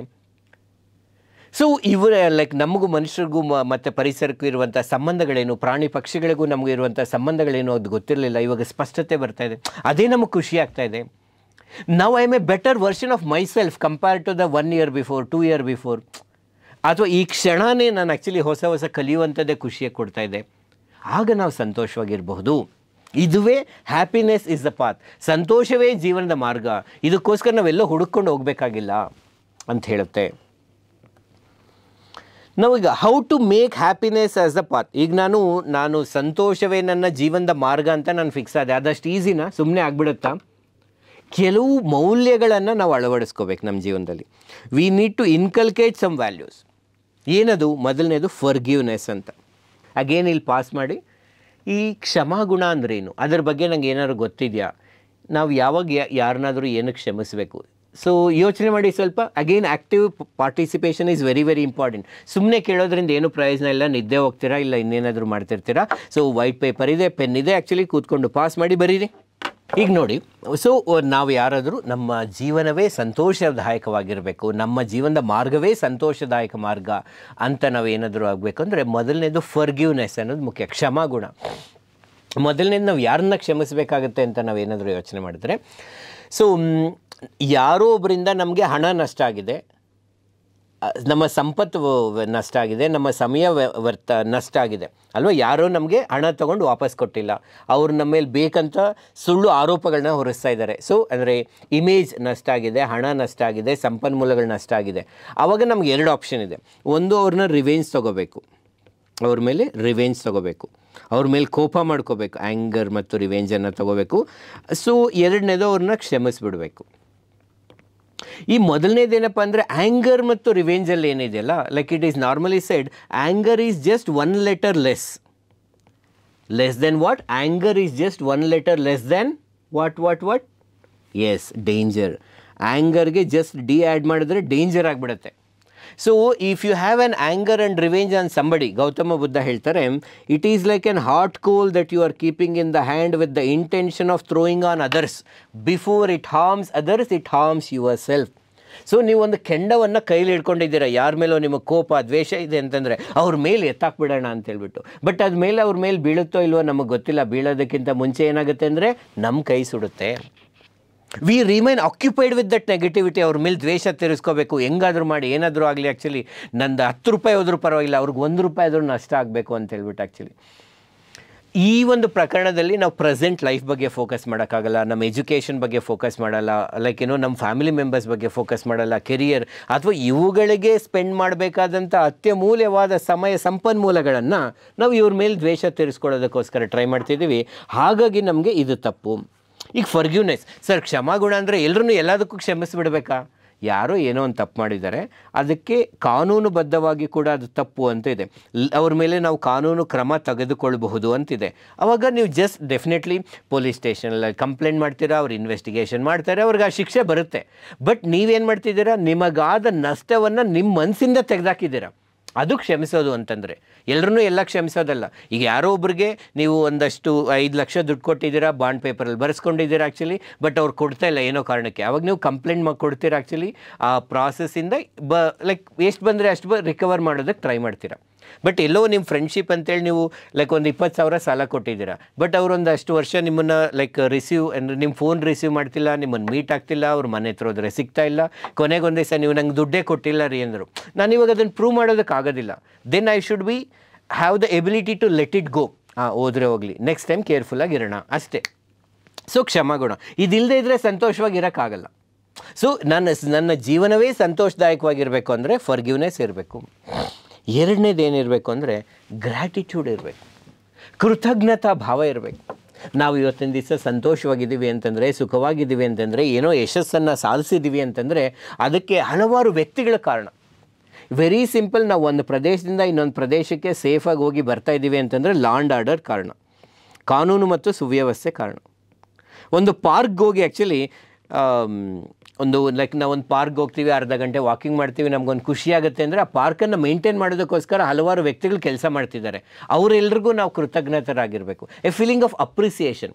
ಬೇರೆಯವರು ನಮ್ಮ ಜೀವನಕ್ಕೋಸ್ಕರ ಮಾಡುತ್ತಿರುವಂತಹ ಒಂದು ತ್ಯಾಗವನ್ನು ಅಥವಾ ಒಂದು ಕರ್ತವ್ಯವನ್ನು ನಾವು ಗಮನಿಸಬೇಕು. We need to identify and appreciate and we should feel happy about it. Actually ನಾವು ಒಂದು 100 ರೂಪಾಯಿ ಒಂದು ಹೊಟ್ಟೆ ಹಸಿತು, ಒಂದು ಹೋಟೆಲ್ಗೆ ಹೋಗ್ತೀವಿ, ಒಂದು 100 ರೂಪಾಯಿ ಕೊಡ್ತೀವಿ, ಊಟ ಮಾಡ್ತೀವಿ, ನಮ್ಮ ಪ್ಲೇಟ್ ಮುಂದೆ ರೆಡಿಯಾಗಿ ಬಂತು. ಬಟ್ ಆ ಊಟ ನಮ್ಮ ಪ್ಲೇಟ್ ಮುಂದೆ ಬರೋದಕ್ಕೋಸ್ಕರ ತುಂಬ ಜನ ಪ್ರಯತ್ನ ಪಟ್ಟಿದ್ದಾರೆ. ರೈತ ಎಲ್ಲಿಂದನೋ ತಮ್ಮ ಬೀಜ ಸೀಡ್ಸ್ಗಳನ್ನು ತೊಗೊಂಡು ಬಂದು ಅದನ್ನು ಅದನ್ನು ಬಿತ್ತನೆಯನ್ನು ಮಾಡಿ ಹಲವಾರು ಕ್ರಮಗಳನ್ನು ತೆಗೆದುಕೊಂಡು ಅದನ್ನು ಒಂದು ಕ್ರಾಪಾಗಿ ಕನ್ವರ್ಟ್ ಮಾಡಿ ಅದನ್ನು ಮಾರ್ಕೆಟಿಗೆ ತಂದಾಕಿ, ಆ ಮಾರ್ಕೆಟಿಂದ ಹೋಟೆಲವ್ರು ತೊಗೊಂಡೋಗಿ ಆ್ಯಕ್ಚುಲಿ ಅದನ್ನು ಕ್ಲೀನ್ ಮಾಡಿ ಕಟ್ಟಿಂಗ್ ಮಾಡಿ ಅದನ್ನು ಬೇಯಿಸಿ ನಿಮ್ಮ ಮುಂದೆ ಪ್ಲೇಟಲ್ಲಿ ತಂದಿಟ್ಟಿದ್ದಾರೆ. ಅದನ್ನು ಒಂದು ಸಲ ನಾವು ಅದನ್ನು ನೆನೆಸ್ಕೊಂಡ್ರೆ ಅವ್ರಿಗೆ ಎಷ್ಟು actually we feel happy about all the systems. ಕಾನೂನು ಸುವ್ಯವಸ್ಥೆ ಬಗ್ಗೆ ಖುಷಿ ಪಡ್ತೀವಿ. ನಾವು ಯಾವಾಗ ಖುಷಿ ಪಡ್ತೀವಲ್ವ, ಇವಾಗ ಸಾಧನಾ ಅಕಾಡೆಮಿ ಗಮನಿಸಿದ್ರೆ ನೀವು ಮನೆಯಲ್ಲಿ ಕೂತು ನಿಮಗೆ ಕನ್ವೀನಿಯೆಂಟ್ ಟೈಮಲ್ಲಿ ನಿಮಗೆ ಬೇಕಾದ ಜ್ಞಾನವನ್ನು ಪಡ್ಕೋತಾ ಇದ್ದೀರಾ. ದ ಬೆಸ್ಟ್ ಫ್ಯಾಕಲ್ಟೀಸ್ ಅಥವಾ ಹಲವಾರು ಉತ್ತಮವಾದಂಥ ಅಧ್ಯಾಪಕರು ಎಲ್ಲೆಲ್ಲಿಂದನೋ ಬಂದು ಆ್ಯಕ್ಚುಲಿ ಅವ್ರ ವೀಡಿಯೋಗಳನ್ನು ರೆಕಾರ್ಡ್ ಮಾಡಿ ನಿಮಗೆ ಆ ಮಾಹಿತಿಯನ್ನು ಅತ್ಯಂತ ಸುಲಭ ರೀತಿಯಲ್ಲಿ ತಲುಪಿಸ್ತಾ ಇದ್ದಾರೆ. You can have a gratitude for Sadhana academy.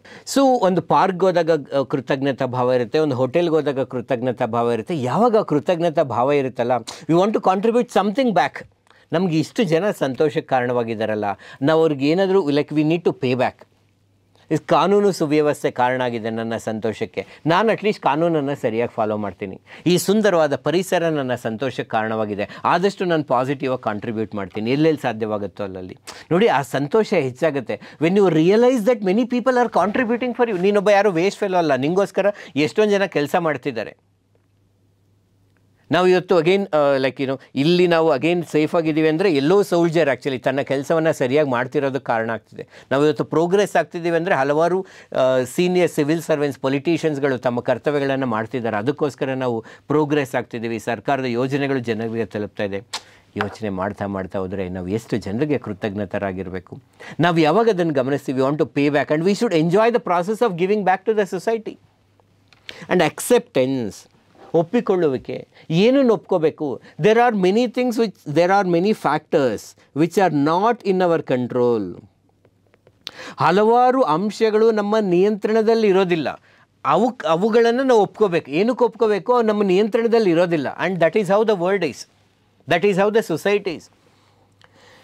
ನಾನು ಎಕ್ಸಾಮಿನೇಷನ್ಗೋಸ್ಕರ ಪ್ರಿಪೇರ್ ಆಗ್ತೀನಿ, ಬಟ್ ಎಕ್ಸಾಮಿನೇಷನ್ ಸರಿಯಾಗಿ ನಡೆಯುತ್ತಾ ಇಲ್ವಾ? ಮೆನಿ ಟೈಮ್ಸ್ ಆ್ಯಕ್ಚುಲಿ ಕಂಪ್ಲೀಟ್ ಕೆಲವು ನಾವು ಎಫರ್ಟ್ ಹಾಕಬೇಕು, ಫೈಟ್ ಮಾಡಬೇಕು ಎಲ್ಲವೂ ಕೂಡ, ಬಟ್ ಎಷ್ಟೊಂದು ವಿಷಯಗಳು ನಮ್ಮ ಕಂಟ್ರೋಲಲ್ಲಿ ಇರೋದಿಲ್ಲ, ಅದನ್ನು ನಾವು ಅಕ್ಸೆಪ್ಟ್ ಮಾಡಬೇಕು. ಬಟ್ ಅಂದರೆ ಲೀಗಲಾಗಿ ಫೈಟ್ ಮಾಡ್ತಾ ಹೋಗ್ತಿರಬೇಕು. ಕೆಲವು ಸಲ ನಿಮಗೆ ಫೈಟ್ ಮಾಡೋಕ್ಕೆ ಆಗದೇ ಇರುವಂಥ ಅನ್ಯಾಯ ಏನಾದರೂ ಆದಾಗ then you should accept it. ಈಗ ಯಾರೊಬ್ಬರು ಮಿಸ್ಟರ್ ರಾಮ್ ಅಂತಿದ್ದಾರೆ, ಅವರು ಟ್ರಾಫಿಕ್ ರೂಲ್ಸನ್ನೆಲ್ಲ ಫಾಲೋ ಮಾಡಿ ಟೂ ವೀಲರ್ನ ಓಡಿಸ್ತಾ ಇದ್ದಾರೆ, ಆದರೆ ಮುಂದೆ ಬಂದಂಥ ಒಂದು ಕಾರಿನ ತಪ್ಪಿಂದ ಆ್ಯಕ್ಚುಲಿ ಅವ್ರು ಆಕ್ಸಿಡೆಂಟ್ ಮಾಡೋದ್ರಿಂದ ಇವ್ರಿಗೆ ಇಂಜುರಿ ಆಗುತ್ತೆ. That is A reality, accept ಮಾಡ್ಕೋಬೇಕು. ಕೆಲವು ಸಲ ನಾವು ತಪ್ಪಿಲ್ಲದೆ ಇದ್ರೂ ಕೂಡ ನಮಗೆ ಶಿಕ್ಷೆ ಅನುಭವಿಸಬೇಕಾಗತ್ತೆ.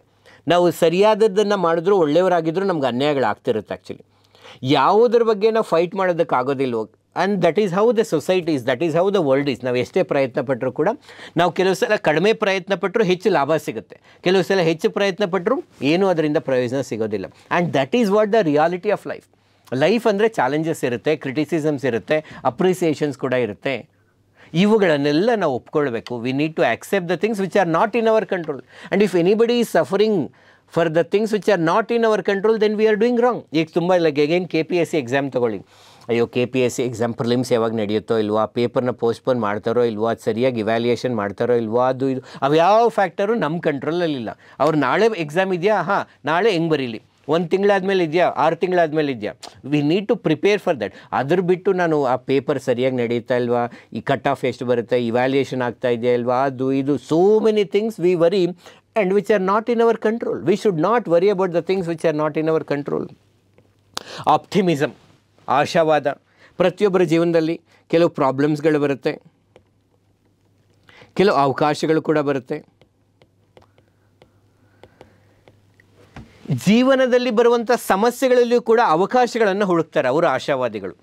ಈಗ ನೋಡಿ, ಬೇರೆಯವರ ಸಮಸ್ಯೆಯಲ್ಲಿ ನಮ್ಮ ಅವಕಾಶಗಳು ಹುಡುಕೋಬಾರ್ದು, ಅದು ಸ್ಯಾಡಿಸಮ್ ಅಥವಾ ಸ್ಯಾಡ್ನೆ. ಆ್ಯಕ್ಚುಲಿ ಏನೋ ಸ್ಯಾಡಿಸ್ಟಿಕ್ ಪರ್ಸನಾಲಿಟಿ. ಬೇರೆಯವ್ರಿಗೆ ಸಮಸ್ಯೆ ಬಂದಿದೆ ಅಂದರೆ ಅದು ನಾವು ಅವಕಾಶವಾಗಿ ತೊಗೊಳ್ತಾ ಇದ್ದರೆ ದಟ್ ಈಸ್ ರಾಂಗ್.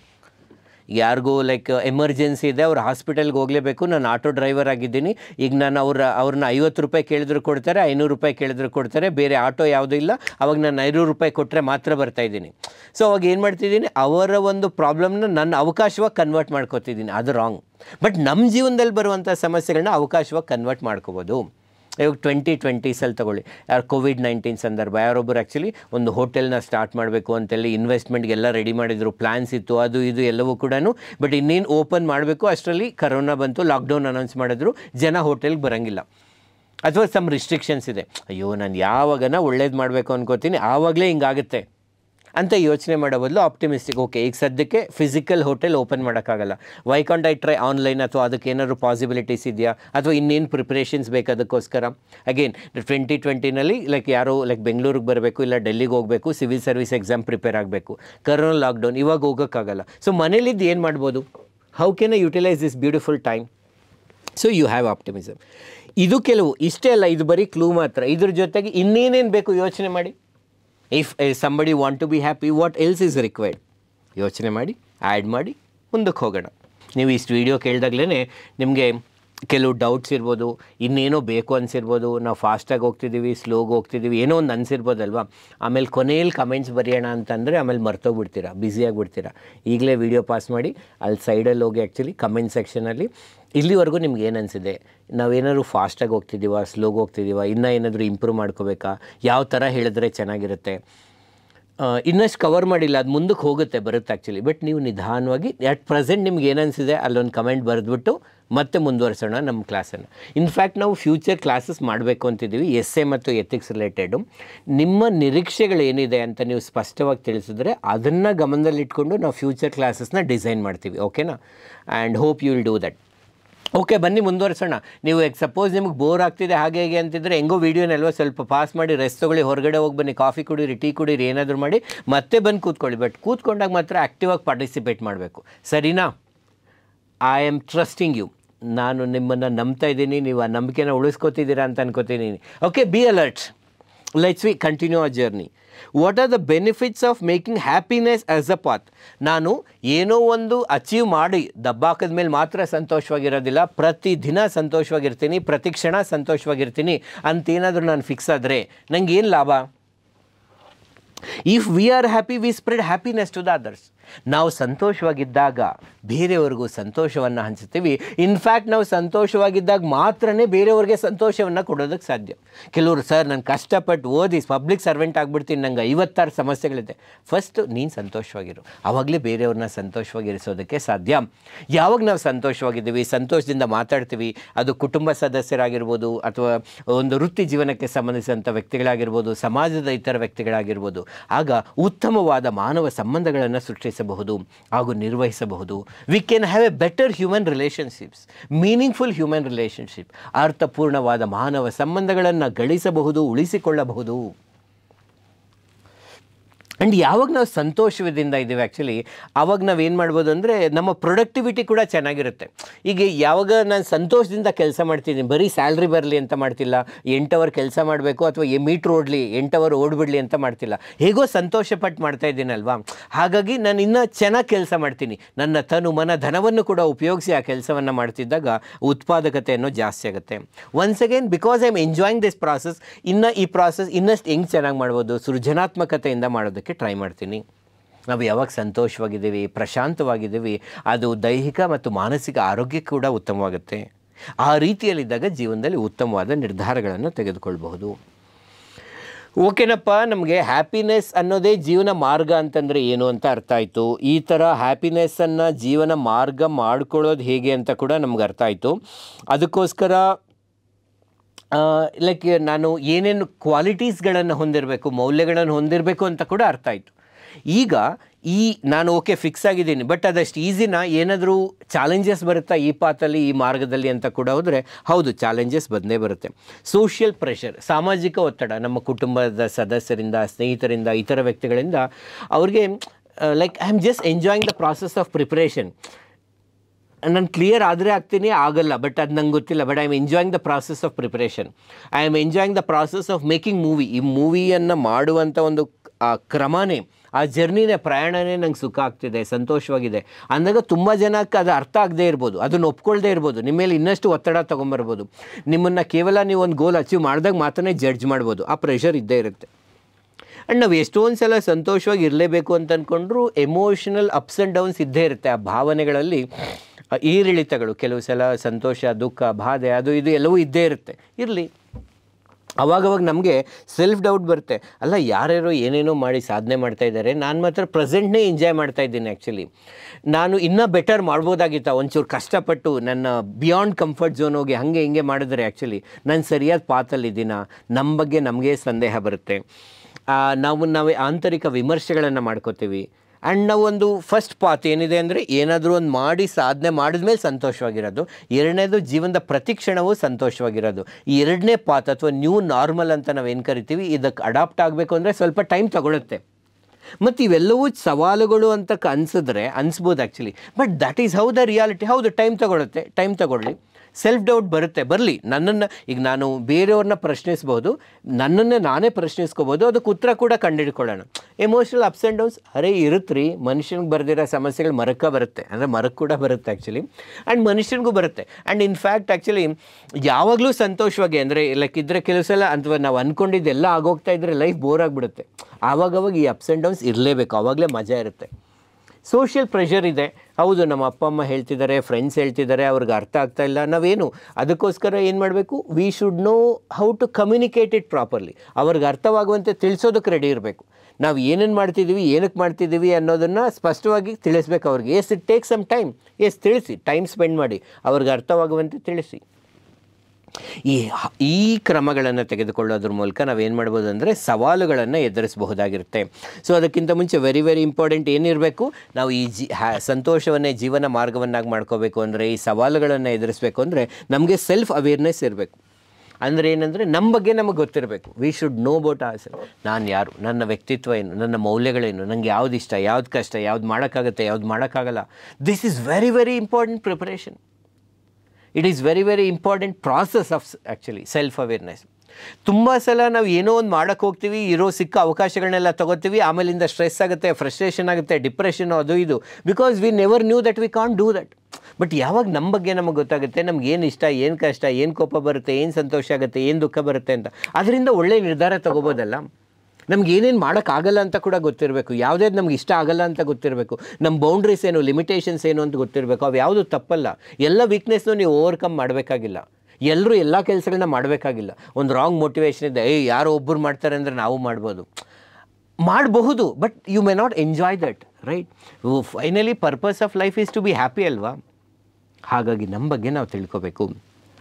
ಹೇಗೆ ತಿಳ್ಕೊಬೋದು? ಹೊಸ ಹೊಸ ಅನುಭವಗಳನ್ನು ಪಡಿಬೇಕು. ಈಗ ನಂಗೆ ಎಲ್ಲೋ ಒಂದು ಲೈಕ್ ನಾನು ಒಬ್ಬನೇ ಒಂದು ಟೂರ್ಗೆ ಹೋಗಿಲ್ಲ, ಪ್ರವಾಸಕ್ಕೆ ಹೋಗಿಲ್ಲ ಅಂದರೆ ಅದು ಖುಷಿ ಆಗುತ್ತೋ ಇಲ್ಲೋ ಗೊತ್ತಿಲ್ಲ.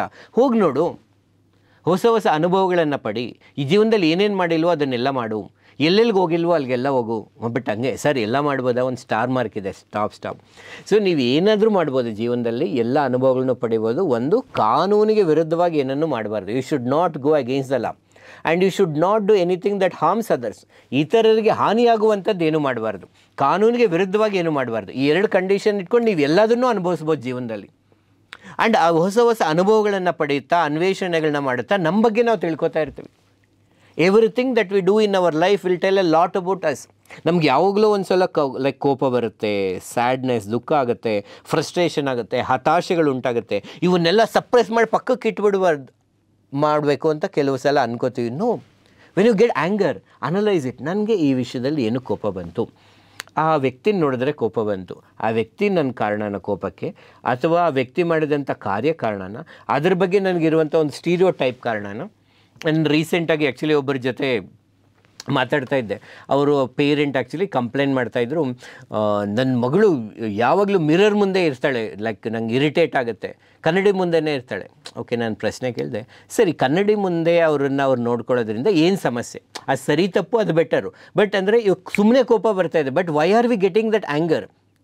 ಇರಲಿ ಬಿಡಿ, ಒಂದು 10 ನಿಮಿಷ ಇರ್ತಾರೆ, 15 ನಿಮಿಷ ಇರ್ತಾರೆ, 30 ನಿಮಿಷ ಇರ್ತಾರೆ ಕನ್ನಡಿ ಮುಂದೆ, ಅವ್ರಿಗೆ ಅದು ಖುಷಿ ಕೊಡ್ತಾ ಇದೆ ಅಂದರೆ ವಾಟ್ ಈಸ್ ದಟ್ ರಾಂಗ್?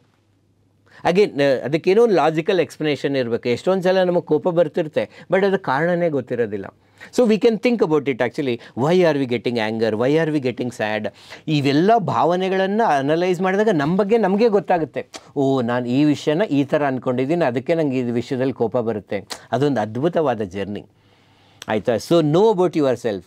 ನಿಮ್ಮ ಜೀವನದಲ್ಲಿ ಏನೇನು ಬದಲಾವಣೆಗಳಾಗ್ತಿದೆ, ಯಾವ ಸಮಯದಲ್ಲಿ ನಿಮ್ಮ ದೇಹಗಳು, ಮನಸ್ಸುಗಳು, ಆಲೋಚನೆಗಳಲ್ಲಿ, ಅದನ್ನು ಗಮನಿಸಿ, ಅವಕ್ಕೆ ಕಾರಣಗಳನ್ನು ಹುಡುಕಿ, ಆಗ ನಿಮ್ಮ ಬಗ್ಗೆ ನಿಮಗೆ ಗೊತ್ತಾಗುತ್ತೆ.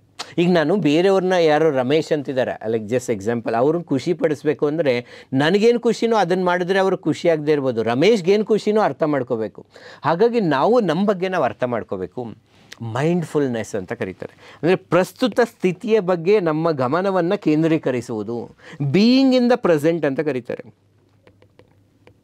ಬೀಯಿಂಗ್ ಇನ್ ದ ಪ್ರೆಸೆಂಟ್, ಪ್ರಸ್ತುತ ಕಾಲದಲ್ಲಿ ಜೀವನ ಮಾಡೋದು, enjoying the every moment. As we tell, ತುಂಬ ಜನ ಪಾಸ್ಟಲ್ಲಿ ವರಿ ಆಗ್ತಿರ್ತಾರೆ, ತುಂಬ ಜನ ಯಾವಾಗಲೂ ಫ್ಯೂಚರಲ್ಲಿ ಇರ್ತಾರೆ. ಹಂಗಲ್ಲ, ಪ್ರೆಸೆಂಟಲ್ಲಿ ಇರ್ತಕ್ಕಂಥದ್ದು, ಪ್ರೆಸೆಂಟ್ ಬಗ್ಗೆ ಯೋಚನೆ ಮಾಡೋದು, ಪ್ರೆಸೆಂಟ್ನ ಎಂಜಾಯ್ ಮಾಡೋದು, ಏನೇನು ಸುತ್ತಮುತ್ತ ನಡೀತಾ ಇದೆಯೋ ಅದನ್ನು ಗಮನಿಸ್ತಕ್ಕಂಥದ್ದು. ಆ್ಯಕ್ಚುಲಿ ಅವುಗಳ ಚಿಕ್ಕ ಚಿಕ್ಕ ಘಟನೆಗಳಲ್ಲಿರುವಂಥ ಸಂತೋಷವನ್ನು ಅನುಭವಿಸೋದು. ಆ ಡೆಸ್ಟಿನೇಷನ್ ನಾವು ರೀಚ್ ಆಗ್ಬೋದು, ಆಗದೇ ಇರ್ಬೋದು. As you told, like for example, ನೀವು ಫ್ರೆಂಡ್ಸ್ ಎಲ್ಲ ಸೇರಿ ಒಂದು ಗೋವಾಗೆ ಹೋಗಬೇಕು ಅಂತ ಅನ್ಕೋತೀರ. ಸೊ ಅಲ್ಲಿ ಗೋವಾಗೆ ಹೋದಾಗ ಏನು ನಡೀತು ಅಷ್ಟೇ ಅಲ್ಲ ಖುಷಿ. ಫಸ್ಟು ಒಂದಷ್ಟು ಜನ, 5 ಜನ ಫ್ರೆಂಡ್ಸ್ ಪ್ಲ್ಯಾನ್ ಮಾಡ್ತೀರಾ. ಆ ಪ್ಲ್ಯಾನ್ ಮಾಡೋ ಪ್ರಾಸೆಸ್, ಫಸ್ಟ್ ಅಲ್ಲೋಗೋಣ ಇಲ್ಲೋಗೋಣ ಅದು ಇದು ಅಂತ, ಅದೇ ಖುಷಿ ಕೊಡುತ್ತೆ. ಆಮೇಲೆ ಮನೆಯಲ್ಲಿ ಹೆಂಗೆ ಕನ್ವಿನ್ಸ್ ಮಾಡಬೇಕು, ಏನೇನು ಹೇಳಬೇಕು, ಆ ಪ್ರಾಸೆಸ್ಸು. ಆಮೇಲೆ ಟ್ರಾನ್ಸ್ಪೋರ್ಟೇಷನ್ ಆಪ್ಷನ್ಸ್ ಏನು, ಯಾರನ್ನ ಕಾಂಟ್ಯಾಕ್ಟ್ ಮಾಡಬೇಕು, ಅವ್ರನ್ನ ಕಾಂಟ್ಯಾಕ್ಟ್ ಮಾಡೋದು, ಆ ಜರ್ನಿ. ಆ ಮಧ್ಯೆಲ್ಲೋ ಟೈರ್ ಕೆಟ್ಟೋಗುತ್ತೆ, ಸ್ವಲ್ಪ ಹೊತ್ತು ಇಳಿತೀವಿ, ಅಲ್ಲಿ ಓಡಾಡ್ತೀವಿ, ಹೊಟ್ಟೆ ಹಸಿವಾಗ್ತಿರುತ್ತೆ, ಕ್ಯಾಬ್ ಏನು ನಮ್ಮ ವೆಹಿಕಲಲ್ಲಿ ಏನೂ ಇರೋದಿಲ್ಲ, ಅಲ್ಲಿ ಹೋಗಿ ಯಾರನ್ನೊಬ್ಬರನ್ನ ಕೇಳ್ತೀವಿ, ಅಥವಾ ಬಿಕಾಸ್ ಅಲ್ಲಿ ದುಡ್ಡಿಗೇನು ಮಾರ್ತಾ ಇರೋದಿಲ್ಲ, ಆವಾಗ ನಾವು ಬೇರೆಯವ್ರನ್ನ ಕೇಳಿ ಇಸ್ಕೋತೀವಿ. ಆ್ಯಕ್ಚುಲಿ ಅದೆಲ್ಲವೂ ಕೂಡ ಜರ್ನಿನೇ, ಅವೆಲ್ಲ ಕೂಡ ಹ್ಯಾಪಿನೆಸ್ಸೇ. ನಾವು ತುಂಬ ಸಲ ಇವಾಗ ಕಾಶಿ ವಿಶ್ವನಾಥನನ್ನು ನೋಡೋಕೆ ಹೋದಾಗ, ಧರ್ಮಸ್ಥಳ ಮಂಜುನಾಥನನ್ನು ನೋಡೋಕೆ ಹೋದಾಗ, ತಿರುಮಲ ತಿರುಪತಿಯಲ್ಲಿರುವಂಥ ವೆಂಕಟೇಶ್ವರ ಗೋವಿಂದನನ್ನು ನೋಡೋಕೆ ಹೋದಾಗ, ಆ ದೇವ್ರು ನಮಗೆ ಕಾಣಿಸೋದು 2-3 ನಿಮಿಷ, ಅದು ಮಾತ್ರ ಖುಷಿಯಾಗಿರಬಾರ್ದು. ಆ whole journey, the day when you thought of going to the trip and the way you come back, ಆ ಎಲ್ಲ ಮೂಮೆಂಟ್ಸ್ಗಳು ಖುಷಿಯಾಗಿರಬೇಕು. ಬಟ್ ತುಂಬ ಜನ ಏನು ಅನ್ಕೋತಾರೆ, ಆ 3 ನಿಮಿಷ ಅಥವಾ 1 ನಿಮಿಷ ನಾವು ಏನು ದೇವ್ರನ್ನ ನೋಡ್ತೀವಲ್ವ, ಅದು ಮಾತ್ರ ಖುಷಿ ಅಂತ. ಅದಕ್ಕೆ ತುಂಬ ಜನ ಹೇಳ್ತಾರೆ, ಅಯ್ಯೋ ಏನು ಜೀವನನೋ ಏನೋ, ಸಾಸಿವೆ ಎಷ್ಟು ಸುಖಕ್ಕೋಸ್ಕರ ಸಾಗರದಷ್ಟು ದುಃಖವನ್ನು ಅನುಭವಿಸಬೇಕು. ಒಂದು ನಿಮಿಷದ ಅಥವಾ ಸುಖಕ್ಕೋಸ್ಕರ, ಸಂತೋಷಕ್ಕೋಸ್ಕರ ಹಲವಾರು ಗಂಟೆಗಳು ಕಷ್ಟಪಡಬೇಕು. ಏನಕ್ಕಂದರೆ ಇದೆಲ್ಲ ಇಂಪಾರ್ಟೆಂಟ್ ಅಲ್ಲ, ಅದು ಮಾತ್ರ ಮುಖ್ಯ ಅನ್ಕೋತಿದ್ದೀವಿ. When you consider everything is important and when you are being mindful in the present, that life will be very different. And deal with external expectation. ಹಾಗೆ ಹೇಳಿದಾಗೆ ಬಾಹ್ಯ ವ್ಯಕ್ತಿಗಳಿಂದ ನಿರೀಕ್ಷೆಗಳಿರುತ್ತೆ ನಮ್ಮ ಮೇಲೆ. ನಮ್ಮ ವಿದ್ಯಾರ್ಥಿಗಳಿಗೆ ನಮ್ಮ ಮೇಲೆ ನಿರೀಕ್ಷೆ ಇರುತ್ತೆ, ಅಪ್ಪ ಅಮ್ಮಂಗಿರುತ್ತೆ, ಅಣ್ಣ ತಂಗಿಗಿರುತ್ತೆ, ಗಂಡ ಹೆಂಡತಿಗಿರುತ್ತೆ, ಮಕ್ಕಳಿಗಿರುತ್ತೆ, ಎಲ್ರಿಗೂ ಇರುತ್ತೆ. ನಂಗೆ ಇಷ್ಟ ಬಂದಂಗೆ ಬದುಕ್ತೀನಿ. ಇಲ್ಲ, ಒಂದು ಮುಕ್ತವಾದ ಸಂವಹನದ ಮೂಲಕ ಅವರಿಗೆ ನಿಮ್ಮ ಜೀವನ ವಿಧಾನವನ್ನು ನೀವು ಅವ್ರಿಗೆ ತಿಳಿಸ್ಕೊಡ್ಬೇಕು. And accepting the impermanence, very very important. Impermanence ಅಂದರೆ ಯಾವುದೂ ಪರ್ಮನೆಂಟ್ ಅಲ್ಲ, ಯಾವುದೂ ಶಾಶ್ವತ ಅಲ್ಲ, ಜೀವನದಲ್ಲಿ ಯಾವುದೂ ಶಾಶ್ವತ ಅಲ್ಲ ಅನ್ನೋದು ಗೊತ್ತಿರಬೇಕು. ಈ ಚಾಲೆಂಜ್ ಅಂದರೆ ಇವಾಗ ಎಮೋಷನಲ್ ಅಪ್ಸ್ ಆ್ಯಂಡ್ ಡೌನ್ಸ್ ಬರುತ್ತೆ. ಏನಕ್ಕೆ ಬರುತ್ತೆ ಅಂದರೆ we R not prepared for it. ಇವತ್ತು ನಮ್ಮ ಹತ್ರ ಹಣ ಇದೆ, ಏನೋ ಒಂದು ಪ್ರೆಸ್ಟೀಜ್ ಇದೆ, ಸಮಾಜ ಗೌರವ ಕೊಡ್ತಾರೆ, ಆರೋಗ್ಯ ಇದೆ, ನಮ್ಮ ಕುಟುಂಬ ಸದಸ್ಯರಿದ್ದಾರೆ, ಅವ್ರ ಫ್ರೆಂಡ್ಸ್ ಇದ್ದಾರೆ, ಎಲ್ಲವೂ ಇದ್ದಾರೆ. ಬಟ್ ಎಲ್ಲವೂ ಇಂಪರ್ಮನೆಂಟ್. ಆ್ಯಕ್ಚುಲಿ ಯಾವುದೂ ಶಾಶ್ವತ ಅಲ್ಲ, ಎಲ್ಲವೂ ಯಾವತ್ತೋ ನಮ್ಮಿಂದ ದೂರ ಹೋಗ್ಬೋದಾಗಿರುತ್ತೆ. ಹಣ ಕಳ್ಕೊಬೋದು, ಗೌರವ ಕಳ್ಕೊಬೋದು, ನಮ್ಮ ಕುಟುಂಬ ಯಾರು ನಮಗೆ ಇಷ್ಟವಾದ ವ್ಯಕ್ತಿಗಳನ್ನು ನಾವು ಕಳ್ಕೊಬೋದು. ಇದು ಆಗುತ್ತೆ ಅಂತ ನಾವು ರೆಡಿ ಇದ್ದಾಗ we know how to enjoy this process. So ಇದ್ರ ಜೊತೆಗೆ ಇನ್ನೇನಾದರೂ ಮಾಡಿದ್ರೆ ಚಾಲೆಂಜಸ್ನ ಓವರ್ಕಮ್ ಮಾಡಬಹುದಾ ಅಂತ ಯೋಚನೆ ಮಾಡಿ. ಸೊ ಅಲ್ಟಿಮೇಟ್ಲಿ ನಮಗೆ ಸಂತೋಷವಾಗಿರಬೇಕು. ಸಂತೋಷ ಅನ್ನೋದು ಏನನ್ನೋ ಸಾಧನೆ ಮಾಡಿದ್ಮೇಲೆ ಸಿಗೋದಲ್ಲ, ಜೀವನದ ಪ್ರತಿ ಕ್ಷಣವನ್ನು ಕೂಡ ಸಂತೋಷವಾಗಿ ಅನುಭವಿಸಬಹುದು. ಈ ರೀತಿಯ ಸಮಾಜವನ್ನು ನಾವು ಸೃಷ್ಟಿ ಮಾಡಬೇಕು. ಬಿಕಾಸ್ ಅವ್ರು ಸಂತೋಷವಾಗಿದ್ದಾಗಲೇ ಬೇರೆಯವ್ರು ಸಂತೋಷವಾಗಿರ್ತಾರೆ. ನಾವು ಲೈಕ್ ನಮ್ಮ ಬಗ್ಗೆ ನಾವು ತಿಳ್ಕೊತೀವಿ, ಬೇರೆಯವ್ರ ಬಗ್ಗೆ ಬೇರೆಯವ್ರು ತಿಳ್ಕೊತಾರೆ. ಆವಾಗ ಕೋಮುವಾದಗಳು, ಈ ಜಾತಿಗೆ ಸಂಬಂಧಿಸಿರುವಂಥ ಭಿನ್ನಾಭಿಪ್ರಾಯಗಳು, ರಾಜ್ಯಗಳಿಗೆ ಸಂಬಂಧಿಸಿರುವಂಥ ಭಿನ್ನಾಭಿಪ್ರಾಯಗಳು ಕಡಿಮೆ ಆಗುತ್ತೆ. ನಮ್ಗೆ ಯಾವಾಗ ಕೃತಜ್ಞತಾ ಭಾವ ಇರುತ್ತೋ ಬೇರೆಯವ್ರಿಗೆ ಸಹಾಯ ಮಾಡ್ತೀವಿ, ಕಂಪ್ಯಾಷನ್ ಒಂದು ಕ್ರಿಯೇಟ್ ಆಗುತ್ತೆ. ಇವೆಲ್ಲದರ ಮೂಲಕ ಇನ್ಕ್ಲೂಸಿವ್ ಆ್ಯಂಡ್ ಸಸ್ಟೈನಬಲ್ ಡೆವಲಪ್ಮೆಂಟ್ ಆಗುತ್ತೆ. ಎಲ್ಲರನ್ನು ಒಳಗೊಂಡ ಸುಸ್ಥಿರ ಅಭಿವೃದ್ಧಿ ಸಾಧ್ಯ ಆಗುತ್ತೆ. ಆ ರೀತಿಯ ಸಮಾಜವನ್ನು ನಾವು ಸೃಷ್ಟಿ ಮಾಡಬೇಕು ಅಂದರೆ ಕುಟುಂಬದ ಪಾತ್ರವೇನು ನೀವು ಯೋಚನೆ ಮಾಡಿ. ಅಪ್ಪ ಅಮ್ಮ ಯಾವ ರೀತಿಯಲ್ಲಿ ತಮ್ಮ ಮುಂದಿನ ಜನ್ರೇಷನ್ಗೆ ಒಂದು ವ್ಯಾಲ್ಯೂಸನ್ನು ಇನ್ಕಲ್ಕೇಟ್ ಮಾಡಬಹುದು. ಶೈಕ್ಷಣಿಕ ಸಂಸ್ಥೆಗಳು ಯಾವ ರೀತಿಯಲ್ಲಿರಬೇಕು.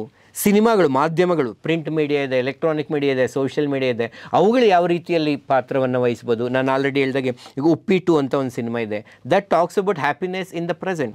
3 Idiots ಅಂತ ಒಂದು ಸಿನಿಮಾ ಇದೆ. ಇನ್ಯಾವುದಾದ್ರು ಸಿನಿಮಾಗಳಿದೆಯಾ ನಿಮಗೆ ಹ್ಯಾಪಿನೆಸ್ ಅನ್ನೋದು ಗೋಲ್ ಅಚೀವ್ ಮಾಡಿದ್ಮೇಲೆ ಸಿಗೋದಲ್ಲ, ಪ್ರಾಸೆಸ್ನ ಎಂಜಾಯ್ ಮಾಡುವಂಥದ್ದು ಅಂತ.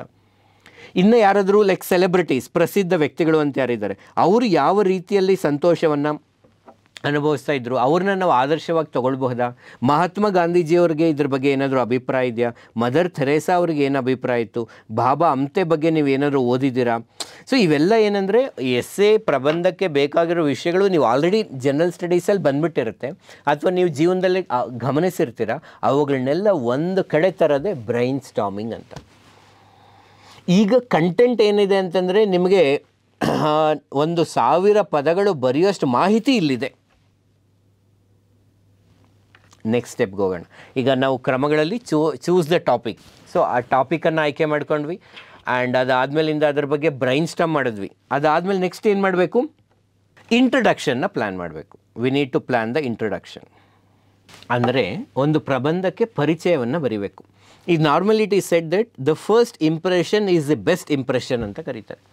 ಈಗ ನಾವು ಒಂದು ಪ್ರಬಂಧವನ್ನು ನಾವು ಮೌಲ್ಯಮಾಪನ ಮಾಡ್ತಿದ್ದೀವಿ, ಓದ್ತಿದ್ದೀವಿ ಅಂದರೆ ನೀವು ಯಾರು, ನಿಮ್ಮ ಹೆಸರೇನು, ನೀವು ಪೂರ್ ಬ್ಯಾಕ್ಗ್ರೌಂಡಿಂದ ಬಂದಿದ್ದೀರಾ, ರಿಚ್ ಬ್ಯಾಕ್ಗ್ರೌಂಡಿಂದ ಬಂದಿದ್ದೀರಾ, ನೀವು ಮೇಲಾ ಫಿಮೇಲ್, ಆ್ಯಕ್ಚುಲಿ ಫಸ್ಟ್ ಅಟೆಂಪ್ಟಾ ಲಾಸ್ಟ್ ಅಟೆಂಪ್ಟಾ, ಕಷ್ಟಪಟ್ಟು ಓದಿದ್ದೀರಾ ಅಥವಾ ಲಕ್ಕಿಂದ ಪ್ರಿಲಿಮ್ಸ್ ಪಾಸ್ ಆಗಿದ್ದೀರಾ, ಏನೂ ಗೊತ್ತಿರೋದಿಲ್ಲ. ಆದರೆ ಇವಾಗ ನಮ್ಮ ವಿಡಿಯೋ ನೋಡೋದಕ್ಕಿಂತ ಮುಂಚೆ ಇವಾಗ ಕೆಲವ್ರಿಗೆ ನಾನು ಯಾವ ಟಾಪಿಕ್ಕು ಏನು ಹೇಳ್ತೀನಿ ಅಂತ ತುಂಬ ಜನಕ್ಕೆ ಗೊತ್ತಿರೋದಿಲ್ಲ. ಬಟ್ ಯಾರೋ ಹೊಸ್ದಾಗಿ ಕಾಣ್ತಿದ್ದಾರಲ್ಲ ಅಂತ ಒಂದು ವೀಡಿಯೋನ ಕ್ಲಿಕ್ ಮಾಡ್ತೀರಾ. ಮೊದಲು 1 ನಿಮಿಷ 2 ನಿಮಿಷದಲ್ಲಿ ಡಿಸೈಡ್ ಮಾಡಿಬಿಡ್ತೀರಾ ಈ ವಿಡಿಯೋ ಕಂಟಿನ್ಯೂ ಮಾಡಬೇಕಾ ಬೇಡವಾ ಅಂತ. ಆ 2 ನಿಮಿಷ ಆ್ಯಕ್ಚುಲಿ ಫಸ್ಟ್ ಇಂಪ್ರೆಷನ್ ಏನು ಕ್ರಿಯೇಟ್ ಆಗುತ್ತಲ್ಲ, ಅದರಿಂದ ನೀವು ಡಿಸೈಡ್ ಮಾಡ್ತೀರ ನೆಕ್ಸ್ಟ್ ವೀಡಿಯೋ ಹೇಗಿರುತ್ತೆ, ಚೆನ್ನಾಗಿರುತ್ತಾ ಇಲ್ವಾ, ನಾನು ವೀಡಿಯೋ ನೋಡಬೇಕಾ ಬೇಡವಾ ಅಂತ. ಅದೇ ಥರ ಪ್ರಬಂಧವನ್ನು ಮೊದಲ ಒಂದು 2-3 ಪ್ಯಾರಾಗ್ರಾಫ್ಗಳನ್ನು ಓದಿದಾಗಲೇ ಒಬ್ಬ ಇವ್ಯಾಲ್ಯೂಯೇಟ್ರಿಗೆ ಒಂದು ಐಡಿಯಾ ಬರುತ್ತೆ ಆ್ಯಕ್ಚುಲಿ ಇವರು ಯಾವ ರೀತಿಯ ಕ್ಯಾಂಡಿಡೇಟು, ಇವರ ಮೆಚುರಿಟಿ ಲೆವೆಲ್ ಹೇಗಿದೆ ಅಂತ. ಹಾಗಾಗೇ ಮೊದಲ ಪ್ಯಾರಾಗ್ರಾಫನ್ನು ತುಂಬ ಮುಖ್ಯ. ಸಾಮಾನ್ಯವಾಗಿ ನಾವೊಂದು ಸಬ್ಜೆಕ್ಟಿವ್ ಕ್ವಶನ್ಸ್ ಅಥವಾ GS ಕ್ವಶನ್ಸನ್ನು ಬರೆಯುವಾಗ ಇಂಟ್ರೊಡಕ್ಷನಲ್ಲಿ ಡೆಫಿನೇಷನನ್ನು ಬರಿಬೋದು. ಈಗ ಫಾರ್ ಎಕ್ಸಾಂಪಲ್ ಒಂದು GS ಪ್ರಶ್ನೆ, how do you apply emotional intelligence in administrative practices. ಆಡಳಿತಾತ್ಮಕ ಕಾರ್ಯಗಳಲ್ಲಿ, ಆಚರಣೆಗಳಲ್ಲಿ ಭಾವನಾತ್ಮಕ ಬುದ್ಧಿವಂತಿಕೆಯನ್ನು ನೀವು ಹೇಗೆ ಅನ್ವಯ ಮಾಡಿಕೊಳ್ಳುವಿರಿ ಅಂತ ಪ್ರಶ್ನೆ ಕೇಳಿದರೆ ಇದರಲ್ಲಿ ಕೀವರ್ಡ್ ಯಾವುದು, ಎಮೋಷ್ನಲ್ ಇಂಟೆಲಿಜೆನ್ಸ್. ಆ ಎಮೋಷ್ನಲ್ ಇಂಟೆಲಿಜೆನ್ಸ್ ಅಂದರೆ ಏನು ಅಂತ ಬರೆಯೋದೇ ಡೆಫಿನೇಷನ್ನು, ಇಂಟ್ರೊಡಕ್ಷನ್. ಅದು GS ಪೇಪರಲ್ಲಿ. ಬಟ್ ಪ್ರಬಂಧಗಳನ್ನು ಬರೆಯುವಾಗ ಸಾಮಾನ್ಯವಾಗಿ ಡೆಫಿನೇಷನ್ನಿಂದ ಬರೆಯತಕ್ಕಂಥದ್ದು ಸೂಕ್ತ ಅಲ್ಲ. ಆ ಡೆಫಿನೇಷನ್ ಆಮೇಲೆ ಬರಿಬೋದು.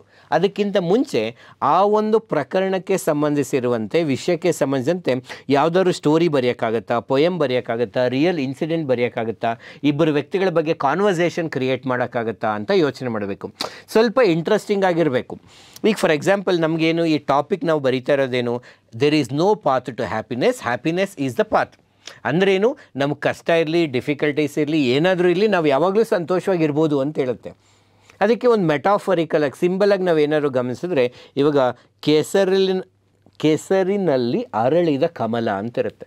ಅಂದರೆ ಅದೊಂದು ಯಾವುದಕ್ಕೆ ಒಂದು ಉದಾಹರಣೆ ಅಥವಾ ಒಂದು ಸಿಂಬಲ್. ಅಂದರೆ ಸಾಮಾನ್ಯ ಕೆಸರು ಅಂತಂದರೆ ಕಷ್ಟದ ಪರಿಸ್ಥಿತಿಗಳು ಅಂತ ಅಂದ್ಕೊಂಡ್ರೆ, ನಾವು ಕಷ್ಟಕರ ಪರಿಸ್ಥಿತಿಗಳಿದ್ದರೂ ಕೂಡ ಅಥವಾ ಅವುಗಳನ್ನ ಅನುಭವಿಸಿದ್ರೂ ಕೂಡ ಒಂದು ಸುಂದರ ಹೂವಿಗೆ ಜನ್ಮವನ್ನು ಕೊಡ್ಬೋದು, ನಾವು ಸಂತೋಷವಾಗಿರಬಹುದು ಅನ್ನೋದಕ್ಕೆ ಒಂದು ಸಿಂಬಲ್ ಆಗಿದೆ ಈ ಅಲ್ವಾ ಕೆಸರು, ಕಮಲ. ಕೆಸರದಲ್ಲಿ ಅದ್ಭುತವಾದಂಥ ಒಂದು ಕಮಲ ಬೆಳೆಯುತ್ತೆ.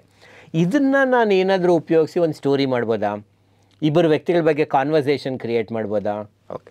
ಇನ್ನು ಫಾರ್ ಎಕ್ಸಾಂಪಲ್ ಯಾವುದೋ ಒಬ್ಬ ವ್ಯಕ್ತಿ, ನಾನೊಂದು ಇಲ್ಲಿ ಗಂಗಾ ನದಿ ಇದೆ, ಕಾವೇರಿ ನದಿ ಇದೆ, ಕೃಷ್ಣಾ ನದಿ ಇದೆ, ಈ ನದಿಯಲ್ಲಿ ಮುಳುಗೋದ್ರಿಂದ ನನ್ನ ಪಾಪ ಎಲ್ಲ ನಾಶ ಆಗೋಗುತ್ತೆ, ಅವಾಗ ನಂಗೆ ಸಂತೋಷ ಸಿಗುತ್ತೆ ಅಂತ ಹೋಗ್ತಾ ಇರ್ತಾನೆ. ಆ ಮಾರ್ಗ ಮಧ್ಯದಲ್ಲಿ ಒಬ್ಬ ಸನ್ಯಾಸಿಯನ್ನು ಭೇಟಿಯಾಗ್ತಾನೆ. ಅವನ್ನ ನೋಡಿ, ನನಗೆ ಆ್ಯಕ್ಚುಲಿ ಸಂತೋಷವಾಗಿರಬೇಕು ಅಂತಿದೆ, ಹಾಗಾಗಿ ಈ ಒಂದು ಪವಿತ್ರ ನದಿಯಲ್ಲಿ ಮುಳುಗಿ ಎದ್ದ ಮೇಲೆ ನಂಗೆ ಸಂತೋಷ ಸಿಗುತ್ತೆ. ಆಗ ಋಷಿ ಹೇಳ್ತಾರೆ, ನಿಜನಪ್ಪ, ಬಟ್ ಆ ಮಾರ್ಗ ಮಧ್ಯದಲ್ಲಿ ನೀನು ಅಚೀವ್ ಮಾಡೋಕ್ಕೆ ಮುಂಚೆನೇ ಕೆಲವು ಸಮಸ್ಯೆಗಳು ಬರ್ಬೋದು. ಅದಕ್ಕೆ ಬದಲು ಈ ಜರ್ನಿಯನ್ನು, ಈ ಪ್ರಯಾಣವನ್ನೇ ನೀನು ಅನುಭವಿಸು. ಈಗ ಚಿಕ್ಕ ಚಿಕ್ಕ ನದಿಗಳು ನಿಂಗೆ ಏನು ಕಾಣ್ತಾ ಇದೆ, ಆ ಒಂದು ಪ್ರಮುಖವಾದ ನದಿಯನ್ನು ದಾಟೋದಕ್ಕಿಂತ ಮುಂಚೆ ಇಲ್ಲೇ ಸೌಂದರ್ಯ ಇದೆ, ಇದನ್ನೇ ಗಮನಿಸು, ಇವುಗಳನ್ನೆಲ್ಲ ಅನುಭವಿಸ್ತಾ ನಿನ್ನ ಪ್ರಯಾಣವನ್ನು ಮುಂದುವರಿಸು ಅಂತ ಹೇಳ್ತಾರೆ. ಆಗ ವ್ಯಕ್ತಿಗೆ ಗೊತ್ತಾಗುತ್ತೆ, ಓಹೋ, ಇದು ಡೆಸ್ಟಿನೇಷನ್ ಆದಮೇಲೆ ಸಿಗೋದಲ್ಲ, ಲೈಕ್ ಅಂದರೆ ಈ ಒಂದು ಪ್ರಾಸೆಸ್, ಪ್ರಯಾಣವನ್ನೇ ನಾನು ಸಂತೋಷ ಪಡಬೇಕು ಅಂತ. ಅದನ್ನೇ ನೀವು ಇಂಟ್ರೊಡಕ್ಷನಾಗಿ ಬರಿಬೋದು. Next story of realisation. ಈಗ ಯಾರೋ ರಮೇಶ್ ಅಂಡ್ ಸುರೇಶ್ ಅಂತಿದ್ರು, ಅಥವಾ ಲೈಕ್ ಲಕ್ಷ್ಮೀ ಸರಸ್ವತಿ ಅಂತಿದ್ರು, ಯಾವುದೋ ಒಂದು ಪರ್ಟಿಕ್ಯುಲರ್ ಕ್ಯಾರೆಕ್ಟರ್ ಅಂತ ತೊಗೊಳ್ಳಿ. ಅವ್ರ ಜೀವನದಲ್ಲಿ ನಾನು ತುಂಬ ಸಂತೋಷವಾಗಿರಬೇಕು ಅಂತೇಳಿ ಕಷ್ಟಪಟ್ಟರು, ಎಫರ್ಟ್ ಹಾಕಿದ್ರು, ಒಂದು ಕಾರ್ ತೊಗೊಂಡ್ರು, ಬಂಗ್ಲೆ ತೊಗೊಂಡ್ರು, ಆ್ಯಕ್ಚುಲಿ ವಿಲ್ಲಾಸ್ ತೊಗೊಂಡ್ರು. ಅದಾದಮೇಲೆ ಅವರು ಲೈಕ್ ಮದುವೆ ಆದರು, ಮಕ್ಕಳಾದರು, KS ಆಫೀಸರ್ ಆದರು. ಬಟ್ ಸ್ಟಿಲ್ ಅವರಲ್ಲಿ ಏನೋ ಒಂದು ಎಂಪ್ಟಿನೆಸ್ ಅನ್ನೋದು ಕಾಣ್ತಾ ಇತ್ತು, ಸಂತೋಷವಾಗಿರಲೇ ಇಲ್ಲ. ಆ್ಯಕ್ಚುಲಿ ಅವರೊಬ್ಬ ಸನ್ಯಾಸಿಯನ್ನು ಭೇಟಿಯಾಗ್ತಾರೆ, ಭಗವದ್ಗೀತೆ, ವೇದಗಳನ್ನು ಓದ್ತಾರೆ, ಕುರಾನ್, ಬೈಬಲ್ಗಳನ್ನು ಓದ್ತಾರೆ, ಹಲವಾರು ಫಿಲಾಸಫಿಗಳನ್ನು ಓದ್ತಾರೆ. ಅವಾಗ ಅವ್ರಿಗೊಂದು ರಿಯಲೈಸೇಷನ್ ಆಗುತ್ತೆ. ಅಂದರೆ ಇವೇನೂ ಮಾಡೋದ್ರಿಂದ ಮಾತ್ರ ಸಿಗೋದಿಲ್ಲ, ಕೇವಲ ಮೆಟೀರಿಯಲ್ ಪೊಸಿಷನ್ಸ್ ಇರೋದ್ರಿಂದ ಸಿಗೋದಿಲ್ಲ. ಈ ಜೀವನದಲ್ಲಿ ಪ್ರತಿ ಚಿಕ್ಕ ಚಿಕ್ಕ ವಿಷಯಗಳಲ್ಲಿ ಕೂಡ ಸಂತೋಷ ಇದೆ. ಆ ಮಗು ದೊಡ್ಡವನಾಗ IAS ಆಫೀಸರ್ ಆದಾಗಲೇ ಸಂತೋಷ ಆಗಬೇಕಾಗಿಲ್ಲ. ಆ ಮಗು ಹುಟ್ಟಿದಾಗ ಅದು ಫಸ್ಟ್ ಟೈಮ್ ಕಣ್ಣು ತೆಗೆಯುತ್ತೆ, ಕೈ ಆ್ಯಕ್ಚುಲಿ ಲೈಕ್ ಓಪನ್ ಮಾಡುತ್ತೆ, ಆ ಒಂದು ಸಲ ನಿಧಾನಕ್ಕೆ ನಡ್ಕೊಂಡು ಹೋಗುತ್ತೆ ಆ್ಯಕ್ಚುಲಿ ಆ ಮಗು ಅಂತಕ್ಕಂಥದ್ದು, ಅಮ್ಮ ಅಂತ ಕರೆಯುತ್ತೆ, ಆ್ಯಕ್ಚುಲಿ ಹೊಸಲು ದಾಟುತ್ತೆ ಫಸ್ಟ್ ಟೈಮ್. ಆ್ಯಕ್ಚುಲಿ ಅದಕ್ಕೆ ಕೂದಲುಗಳು ಬೆಳೆಯೋದಕ್ಕೆ ಆ್ಯಕ್ಚುಲಿ ಲೈಕ್ ಶುರುವಾಗುತ್ತೆ ಆ್ಯಕ್ಚುಲಿ. ಸೊ ಮನೆಯಲ್ಲಿರುವಂಥ ಬೇರೆ ಬೇರೆ ವ್ಯಕ್ತಿಗಳನ್ನು ಗಮನಿಸೋದಕ್ಕೆ ಶುರು ಮಾಡುತ್ತೆ. ಮೊದಲನೇ ದಿವಸ ಸ್ಕೂಲ್ಗೆ ಹೋಗುತ್ತೆ, ಮೊದಲನೇ ದಿವಸ ಲೈಕ್ ಅದಕ್ಕೆ ಮುಂಚೆನೇ ಒಂದು ಸಾಲಿಡ್ ಫುಡ್ಡನ್ನು ತೊಗೊಳೋದಕ್ಕೆ ಟ್ರೈ ಮಾಡುತ್ತೆ. ಆ ಸ್ಕೂಲಲ್ಲಿ ಏನೋ ನಡೆದಂಥ ಘಟನೆಗಳನ್ನು ಬಂದು ಹೇಳುತ್ತೆ, ಅಮ್ಮ ಅಪ್ಪ ಅಂತೇಳಿ ಬಂದು ಹಗ್ ಮಾಡುತ್ತೆ. ಈ ಎಲ್ಲ ಪ್ರಾಸೆಸ್ಸಲ್ಲೂ ಖುಷಿ ಇದೆ. ಕೇವಲ ನಮ್ಮ ಮಗ ಏನೋ ಒಂದು ಅಚೀವ್ ಮಾಡಿದಾಗ ಮಾತ್ರನೇ ಆಗಬೇಕಾಗಿಲ್ಲ ಅಲ್ವಾ ಅನ್ನೋ ರಿಯಲೈಸ್ ಆಗುತ್ತೆ. ಈ ಥರದ್ದು ಏನೇನು ನೀವು ಓದಿರ್ತೀರಲ್ವ, ಅದರಲ್ಲಿ ಯಾವುದಾದ್ರು ಒಂದು ಘಟನೆಯನ್ನು ನೀವು ಇಂಟ್ರೊಡಕ್ಷನಲ್ಲಿ ಬರಿಬೋದು. ಉದಾಹರಣೆಗೆ, ಸೊ ಇದನ್ನು ನೀವು ಪ್ಲ್ಯಾನ್ ಮಾಡಬೇಕು, ಯಾವ ಘಟನೆಯನ್ನು ನಾನು ಇಂಟ್ರೊಡಕ್ಷನಲ್ಲಿ ಬರೀತೀನಿ ಅಂತ ಹೇಳ್ಬಿಟ್ಟು.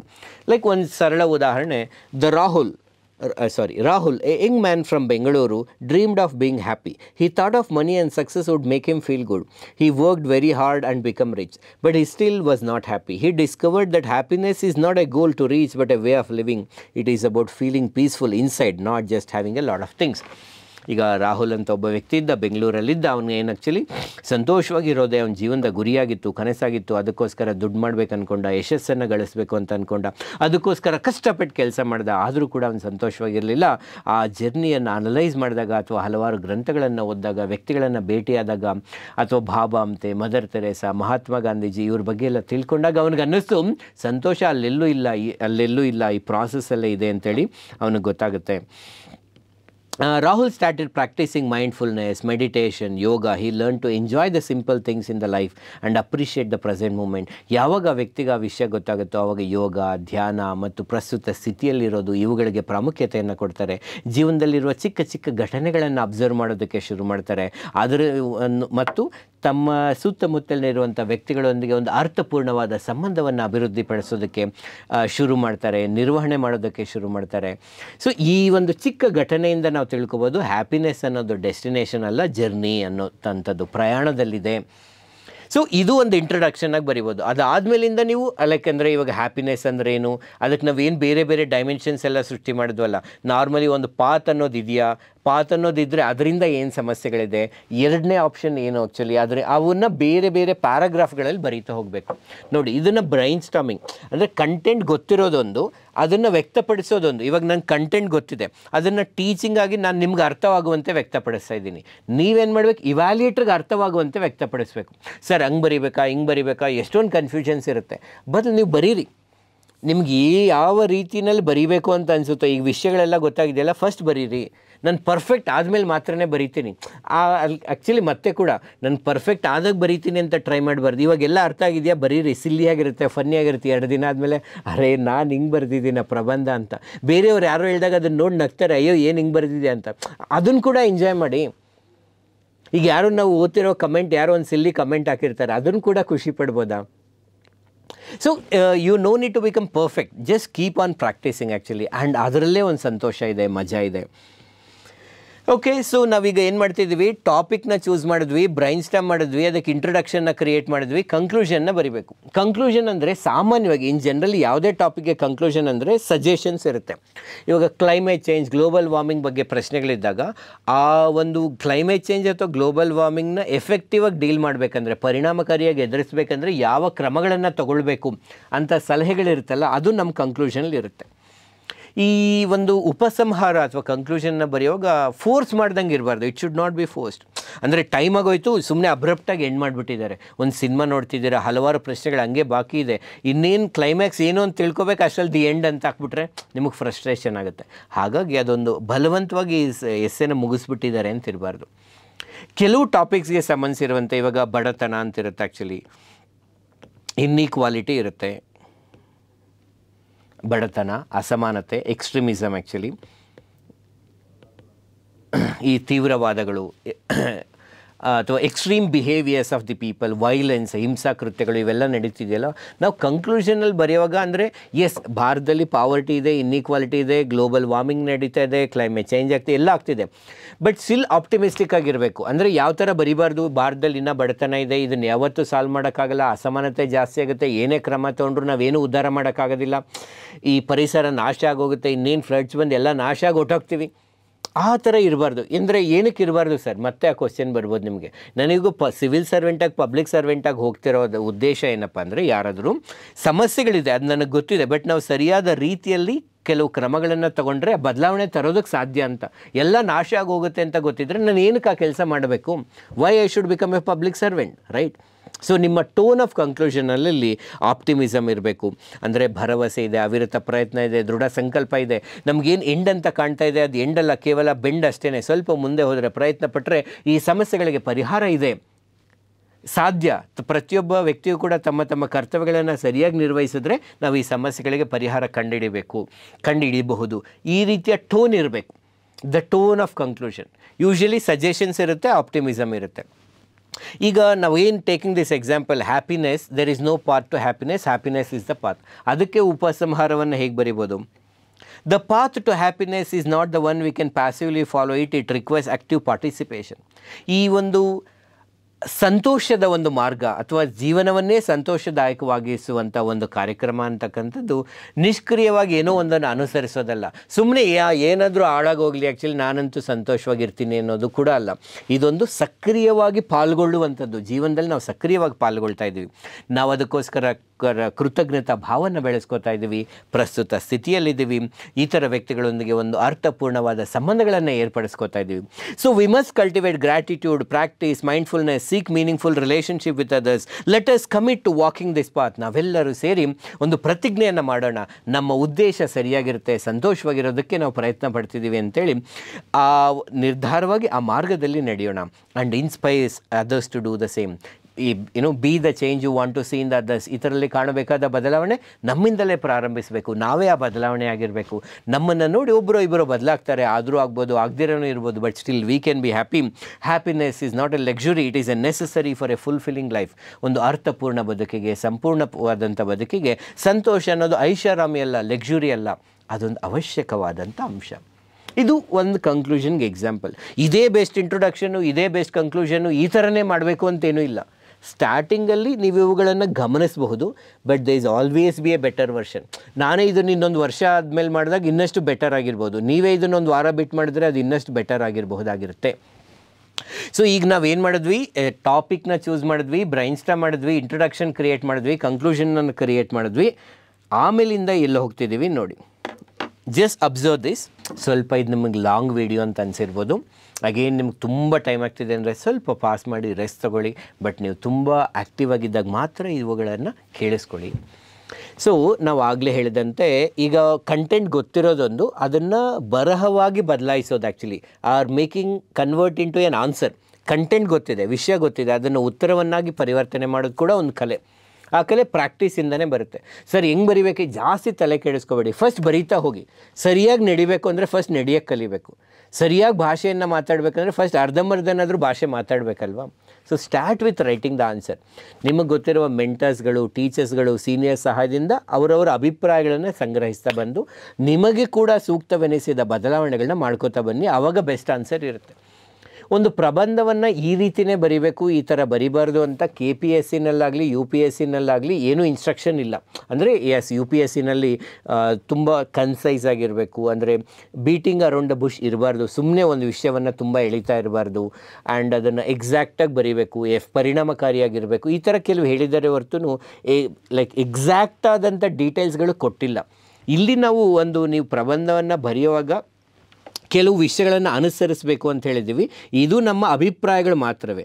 ಇದನ್ನು ಕೂಡ ಮತ್ತೆ ನೀವು ಫೇಸ್ ವ್ಯಾಲ್ಯೂನಲ್ಲಿ ಒಪ್ಕೋಬಾರ್ದು. ನಾನು ಹೇಳುವ ವಿಷಯ ನಿಮಗೆ ತರ್ಕಕ್ಕೆ ಸರಿ ಅನಿಸಿದ್ರೆ ಅದನ್ನು ನೀವು ಫಾಲೋ ಮಾಡಬೇಕಷ್ಟೇ. ಓಕೆನಾ? ಮೊದಲನೇದು, ನಾವು ಪ್ರಬಂಧವನ್ನು ಬರೀಬೇಕು ಅಂತಂದರೆ ಹ್ಯಾಂಡ್ ರೈಟಿಂಗ್. ನಮ್ಮ ಬರವಣಿಗೆ ಅಂತಕ್ಕಂಥದ್ದು ಬ್ಯೂಟಿಫುಲ್ ಆಗಿದ್ದರೆ ಒಳ್ಳೆಯದು, ಬಟ್ ಅಟ್ಲೀಸ್ಟ್ ಲೆಜಿಬಲ್ ಆಗಾದರೂ ಇರಬೇಕು. ಅದು ಬೇರೆಯವ್ರಿಗೆ ಅರ್ಥವಾಗುವಂತೆ ಇರಬೇಕು. ಈಗ ನಾನು ಏನೋ ಒಂದು ಮಾತನ್ನು ಹೇಳ್ತಿದ್ದೀನಿ ಅಂದರೆ ನನ್ನ ಪ್ರೊನೌನ್ಸಿಯೇಷನ್ನು ನಿಮ್ಗೆ ಅರ್ಥವಾಗುವಂತಿರ್ಬೇಕು. ನಿಮ್ಗೆ ಅರ್ಥನೇ ಆಗಲಿಲ್ಲ ಅಂತಂದರೆ ಅಲ್ವಾ, there is no use of it. And ವಾಕ್ಯಗಳನ್ನು ಬರೆಯುವಾಗ, so first one legible handwriting. How to know whether your handwriting is legible or not? ನೀವು ಒಂದು ಪೇಜನ್ನು ಬರೆದು ಒಂದು 3 ಜನ ಸ್ನೇಹಿತರಿಗೆ ಕೊಟ್ಟು ಅದನ್ನು ನಿಮ್ಮ ಮುಂದೆ ಓದೋದಕ್ಕೆ ಹೇಳಿ, ಆ್ಯಂಡ್ ಅವ್ರು ಏನು ಕಷ್ಟಪಡ್ದಿರ ಜಾಸ್ತಿ ಅದನ್ನು ಓದ್ತಿದ್ದಾರೆ ಅಂತಂದರೆ ಎಸ್, ಇಟ್ ಈಸ್ ಲೆಜಿಬಲ್. ಅಂದರೆ ಅವರು ಎಜುಕೇಟೆಡ್ ಆಗಿರಬೇಕು, ಅವ್ರಿಗೆ ಕೊಟ್ಟು ಓದಕ್ಕೆ ಹೇಳಿ. ಸೊ ಸೆಂಟೆನ್ಸಸ್, ನಾವು ಕಷ್ಟಪಟ್ಟು ಅತ್ಯಂತ ಉದ್ದವಾದ ವಾಕ್ಯಗಳೇನು ಬರಿಬೇಕಾಗಿಲ್ಲ. ಸರಳವಾದ ಭಾಷೆಯಲ್ಲಿ ಸರಳ ವಾಕ್ಯಗಳನ್ನು ಕೂಡ ಬರಿಬೋದು. ಫೈನಲಿ ನಿಮಗೆ ಈ ವಿಷಯ ಗೊತ್ತು ಅನ್ನೋದನ್ನು ನೀವು ಎಕ್ಸ್ಪ್ರೆಸ್ ಮಾಡ್ಬೋದು ಅಷ್ಟೇ. ನಿಮಗೆ ಪೊಯೆಟಿಕ್ ಲ್ಯಾಂಗ್ವೇಜ್, ಆ್ಯಕ್ಚುಲಿ ಕಾವ್ಯಾತ್ಮಕವಾದಂಥ ರಚನೆ ಗೊತ್ತಿದ್ದರೆ ಬರೀಬಹುದು, ತಪ್ಪೇನೂ ಅಲ್ಲ. ಬಟ್ ಬರೀಲೇಬೇಕೆನ್ನುವಂಥ ಕಂಪಲ್ಸರಿ ಏನೂ ಅಲ್ಲ. ನಿಮ್ಮ ವ್ಯಕ್ತಿತ್ವದ ಪರೀಕ್ಷೆ ಇದು.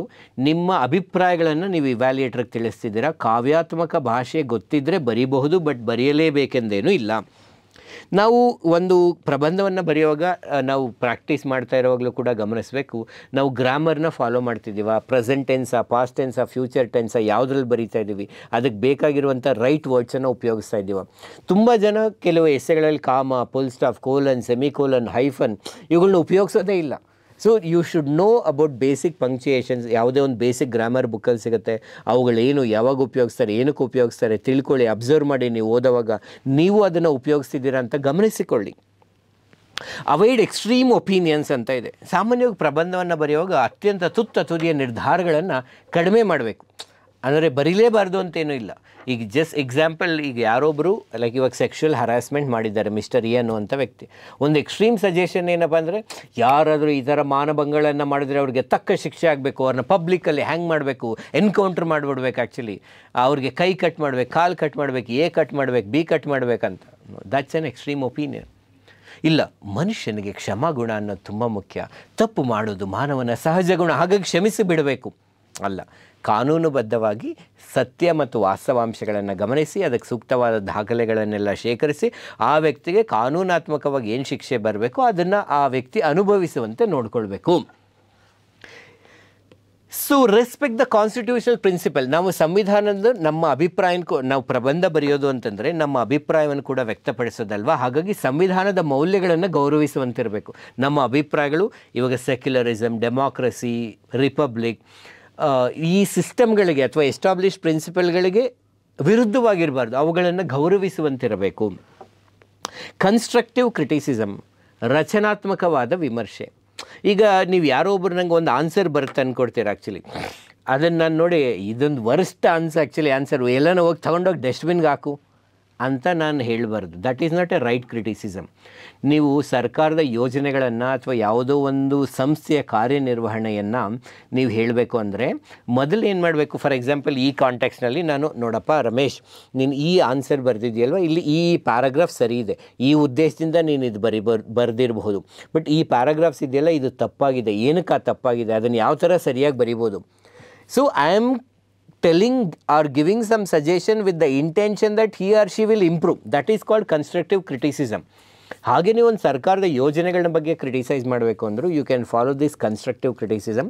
ಈಗ ನ್ಯೂ ಎಜುಕೇಷನ್ ಪಾಲಿಸಿ ಅಥವಾ ನ್ಯಾಷನಲ್ ಎಜುಕೇಷನ್ ಪಾಲಿಸಿನೇ ವೇಸ್ಟು, ಅದನ್ನು ತೊಗೊಂಡೋಗಿ ಬಿಸಾಕೋದಲ್ದಿರ ಈ ಅಂಶಗಳು ಇದರಲ್ಲಿ ತುಂಬ ಚೆನ್ನಾಗಿದೆ, ಬಟ್ ಈ ಅಂಶಗಳಲ್ಲಿ ಯಾವುದೇ ರೀತಿಯ ಬದಲಾವಣೆಗಳನ್ನು ಬಂದಿಲ್ಲ. ಈ ರೀತಿಯ ಕ್ರಮಗಳನ್ನು ಇದರಲ್ಲಿ ತರೋದರಿಂದ ನಾವು ಇದನ್ನು ಮತ್ತಷ್ಟು ಉತ್ತಮಗೊಳಿಸಬಹುದು. ಅಂದರೆ ಬರೀ ಈ ರೀತಿ ಆ ಥರ ಬರೀತಲ್ಲ, ನೀವು ಅದು ಯಾವ ರೀತಿ ಅಂತ ಕೂಡ ಬರೀತೀರಾ. ಜಸ್ಟ್ ಆ್ಯಸ್ ಎನ್ ಎಕ್ಸಾಂಪಲ್, ನಾವು ನೀಡುವಂಥ ಮಾಹಿತಿಗಳು, ಫ್ಯಾಕ್ಟ್ಸ್ ಅಂತ ಏನಿರುತ್ತೆ, ವಾಸ್ತವಾಂಶಗಳು, ಅದು ಅಪ್ಡೇಟೆಡ್ ಆಗಿರಬೇಕು, ಅಥೆಂಟಿಕೇಟೆಡ್ ಆಗಿರಬೇಕು ಮತ್ತು ಅಕ್ಯುರೇಟಾಗಿ ಕೂಡ ಇರಬೇಕು. ಲೈಕ್ ಉದಾಹರಣೆಗೆ ಭಾರತದಲ್ಲಿ ಸಿಕ್ಕಾಪಟ್ಟೆ ಭ್ರಷ್ಟಾಚಾರ ಇದೆ, ಅಸಮಾನತೆ ಇದೆ, ಲಿಂಗ ಅಸಮಾನತೆ ಇದೆ. ಅದು ಏನು ಸಿಕ್ಕಾಪಟ್ಟೆ ಅಂದ್ರೇನು, ಬಹಳಷ್ಟಿದೆ ಅಂದ್ರೇನು, ಅಥವಾ ಲೈಕ್ ನಂಬರ್ 1 ಆಗಿದೆ, ಈ TV ಚಾನಲ್ ಹೇಳ್ತು ಭಾರತನೇ ಭ್ರಷ್ಟಾಚಾರದಲ್ಲಿ ನಂಬರ್ 1 ಅಂತ ಹೇಳ್ಬಿಟ್ಟು. ಸೊ ಯಾವ ಸೋರ್ಸಿಂದ ತಗೊಳ್ತಾ ಇದ್ದೀರಾ? ಅಥವಾ 2010 ಡೇಟಾ ಪ್ರಕಾರ ಈಗ ಆಲ್ರೆಡಿ 24 ಏನೋ ಒಂದು ಡೇಟಾ ಬಂದಿದೆ, 23 ಡೇಟಾ ಬಂದಿದೆ ಅಂದರೆ ಲೇಟೆಸ್ಟ್ ಡೇಟಾವನ್ನು ಕೊಡಬೇಕು. ಭಾರತದಲ್ಲಿ ಸಿಕ್ಕಾಪಟ್ಟೆ ಭ್ರಷ್ಟಾಚಾರ ಇದೆ, ಅದಕ್ಕೆ ಬದಲು ಇತ್ತೀಚೆಗೆ ಬಂದಂತಹ ಭ್ರಷ್ಟಾಚಾರ ಗ್ರಹಿಕಾ ಸೂಚ್ಯಂಕ, ಕರಪ್ಷನ್ ಪರ್ಸೆಪ್ಷನ್ ಇಂಡೆಕ್ಸ್ ಏನಿದೆ, ಅದನ್ನು ಯಾರು ರಿಲೀಸ್ ಮಾಡ್ತಾರೆ? Transparency international. ಟ್ರಾನ್ಸ್ಪರೆನ್ಸಿ ಇಂಟರ್ನ್ಯಾಷನಲ್ ಎಂಬ ಸಂಸ್ಥೆಯು ಬಹಿರಂಗಪಡಿಸಿದ ಭ್ರಷ್ಟಾಚಾರ ಗ್ರಹಿಕಾ ಸೂಚ್ಯಂಕದ ಪ್ರಕಾರ ಭಾರತಕ್ಕೆ ಈ ರ್ಯಾಂಕ್ ಅನ್ನೋದು ಬಂದಿದೆ. ಇಷ್ಟನೇ ರ್ಯಾಂಕಲ್ಲಿದೆ ಮತ್ತು ಇಷ್ಟು ಸ್ಕೋರ್ ಇದೆ. ಇದರಿಂದ ಭ್ರಷ್ಟಾಚಾರ ಇದೆಯಾ ಇಲ್ವಾ ಅಂತ ಹೇಳ್ಬೋದು. ಹಿಂದಿನ ವರ್ಷಗಳಿಗೆ ಕಂಪೇರ್ ಮಾಡಿದ್ರೆ ನಾವು ಬೆಟರ್ ಆಗ್ತಿದ್ದೀವಾ ಇಲ್ವಾ ಅಂತ ತಿಳ್ಕೊಬೋದು. ಸೊ ಆ ರೀತಿಯಲ್ಲಿ ನೀವು ಒಂದು ಮಾಹಿತಿಗಳನ್ನು, ಡೇಟಾಗಳನ್ನು ಹೇಳಬೇಕಾಗಿರುತ್ತೆ. ಸೊ ಇನ್ನು ಕೆಲವು ಸ್ಲೈಡ್ಸ್ ಇದೆ, ತುಂಬ ಪೇಷನ್ಸ್ ಆಗಿರಿ. ನೆಕ್ಸ್ಟ್ ಏನಪ್ಪ ಅಂದರೆ, ನಮ್ಮ ಎಸ್ಸೇನಲ್ಲಿ ಫ್ಲೋ ಚಾರ್ಟ್ಸು ಮತ್ತು ಡಯಾಗ್ರಾಮ್ಸು ಬರೀಬಾರ್ದ? ಪಾಸ್ ಮಾಡಿ ಯೋಚನೆ ಮಾಡಿ. ಓಕೆ, ಸೊ ಇದ್ರ ಬಗ್ಗೆ ಎಸ್ಸೇನಲ್ಲಿ ಫ್ಲೋ ಚಾರ್ಟ್ಸ್, ಡಯಾಗ್ರಾಮ್ಸ್ ಬರೀಬಾರ್ದ? ಅಫಿಷಿಯಲಾಗಿ ಎಲ್ಲೂ ಡೀಟೇಲ್ಸ್ ಕೊಟ್ಟಿಲ್ಲ. ಮತ್ತು ಇವಾಗ ಟೀಚಿಂಗ್ ಅಂದರೆ ನಮಗೆ ಗೊತ್ತಿರೋ ಕಂಟೆಂಟ್ನ ನಿಮಗೆ ಅರ್ಥವಾಗುವ ರೀತಿಯಲ್ಲಿ ವ್ಯಕ್ತಪಡಿಸೋದು, ಅದಕ್ಕೆ ನಾವು ಬೇರೆ ಬೇರೆ ಮೆಕಾನಿಸಮ್ಸ್ನ ಫಾಲೋ ಮಾಡ್ಬೋದು. ಅದರಲ್ಲಿ ಫ್ಲೋ ಚಾರ್ಟ್ ಕೂಡ ಒಂದು ವಿಧಾನ. ಸಾಮಾನ್ಯವಾಗಿ ನಾವು GS ಪೇಪರ್ಗಳಲ್ಲಿ, ಜನರಲ್ ಸ್ಟಡೀಸ್ ಪೇಪರಲ್ಲಿ ಫ್ಲೋ ಚಾರ್ಟ್ಗಳನ್ನು ಉಪಯೋಗಿಸ್ತೀವಿ. In fact we encourage. ಏನಕ್ಕಂದರೆ ಅಲ್ಲಿ ಒಂದು 10 ಮಾರ್ಕ್ಸಿಗೆ ಒಂದು ಪ್ರಶ್ನೆ ಇರುತ್ತೆ, 10 ಮಾರ್ಕ್ಸ್ ಸಾಮಾನ್ಯವಾಗಿ 7 ನಿಮಿಷದಲ್ಲಿ ಬರೀಬೇಕು. 250 ಮಾರ್ಕ್ಸ್ ಅಟೆಂಡ್ ಮಾಡಬೇಕು ಅಂದರೆ ಟೈಮ್ ಕಡಿಮೆ ಇದೆ, ಸ್ಪೇಸ್ ಕಡಿಮೆ ಇದೆ. ಫ್ಲೋ ಚಾರ್ಟಲ್ಲಿ ನೀವು ಅದನ್ನು ತುಂಬ ಸುಲಭವಾಗಿ ಕಡಿಮೆ ಸ್ಪೇಸಲ್ಲಿ, ಕಡಿಮೆ ಟೈಮಲ್ಲಿ, ಕಡಿಮೆ ಟೈಮಲ್ಲಿ ಎಕ್ಸ್ಪ್ರೆಸ್ ಮಾಡಿಬಿಡ್ಬೋದು. ಅದಕ್ಕೆ ಫ್ಲೋ ಚಾರ್ಟ್ ಉಪಯೋಗಿಸ್ತೀವಿ. ಬಟ್ ಪ್ರಬಂಧದಲ್ಲಿ ತುಂಬ ಟೈಮ್ ಇದೆ, 1.5 ಗಂಟೆ ಇದೆ, ಆ್ಯಂಡ್ 10ಕ್ಕೂ ಹೆಚ್ಚು ಪೇಜ್ಗಳಿದ್ದಾವೆ, ನಿಮಗೆ ಟೈಮು ಇದೆ, ಸ್ಪೇಸು ಇದೆ. ಹಾಗಾಗಿ ಫ್ಲೋ ಚಾರ್ಟನ್ನು ಉಪಯೋಗಿಸುವ ಅವಶ್ಯಕತೆ ಇಲ್ಲ. ಬಟ್ ಆದರೆ ಯಾವುದೋ ಒಂದು ವಿಷಯವನ್ನು ಒಂದು ಡಯಾಗ್ರಾಮ್ ಮೂಲಕ, ಫ್ಲೋ ಚಾರ್ಟ್ ಮೂಲಕ ಹೇಳಿದ್ರೆ ತುಂಬ ಚೆನ್ನಾಗಿರುತ್ತೆ ಅಂತ ನಿಮ್ಗೆ ಅನಿಸಿದ್ರೆ ಹೇಳೋದ್ರಲ್ಲಿ ತಪ್ಪೇನೂ ಇಲ್ಲ.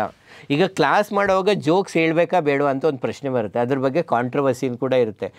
ಬಿಕಾಸ್ ಎಷ್ಟೊಂದು ಸಲ ಜೋಕ್ಸ್ ಯಾರೊಬ್ರಿಗೆ ಅಫೆಂಡ್ ಆಗಂಗೆ ಕೂಡ ಇರುತ್ತೆ. ಬಟ್ ಆದರೆ ಯಾವುದೋ ಒಂದು ರೈಟ್ ಕೈಂಡ್ ಆಫ್ ಜೋಕ್ಸ್ ಇದೆ, ಆ ಜೋಕ್ಸ್ ಹೇಳೋದ್ರಿಂದ ಆ ಇನ್ಫಾರ್ಮೇಷನ್ ಇರುವಂಥ ವ್ಯಾಲ್ಯೂ ಇನ್ನೊಂಚೂರು ಅಪ್ಡೇಟ್ ಆಗುತ್ತೆ, ಅದು ಚೆನ್ನಾಗಿ ಅರ್ಥ ಆಗುತ್ತೆ ಅಂದರೆ ಹೇಳಬಹುದು ಕೂಡ ನೀವು.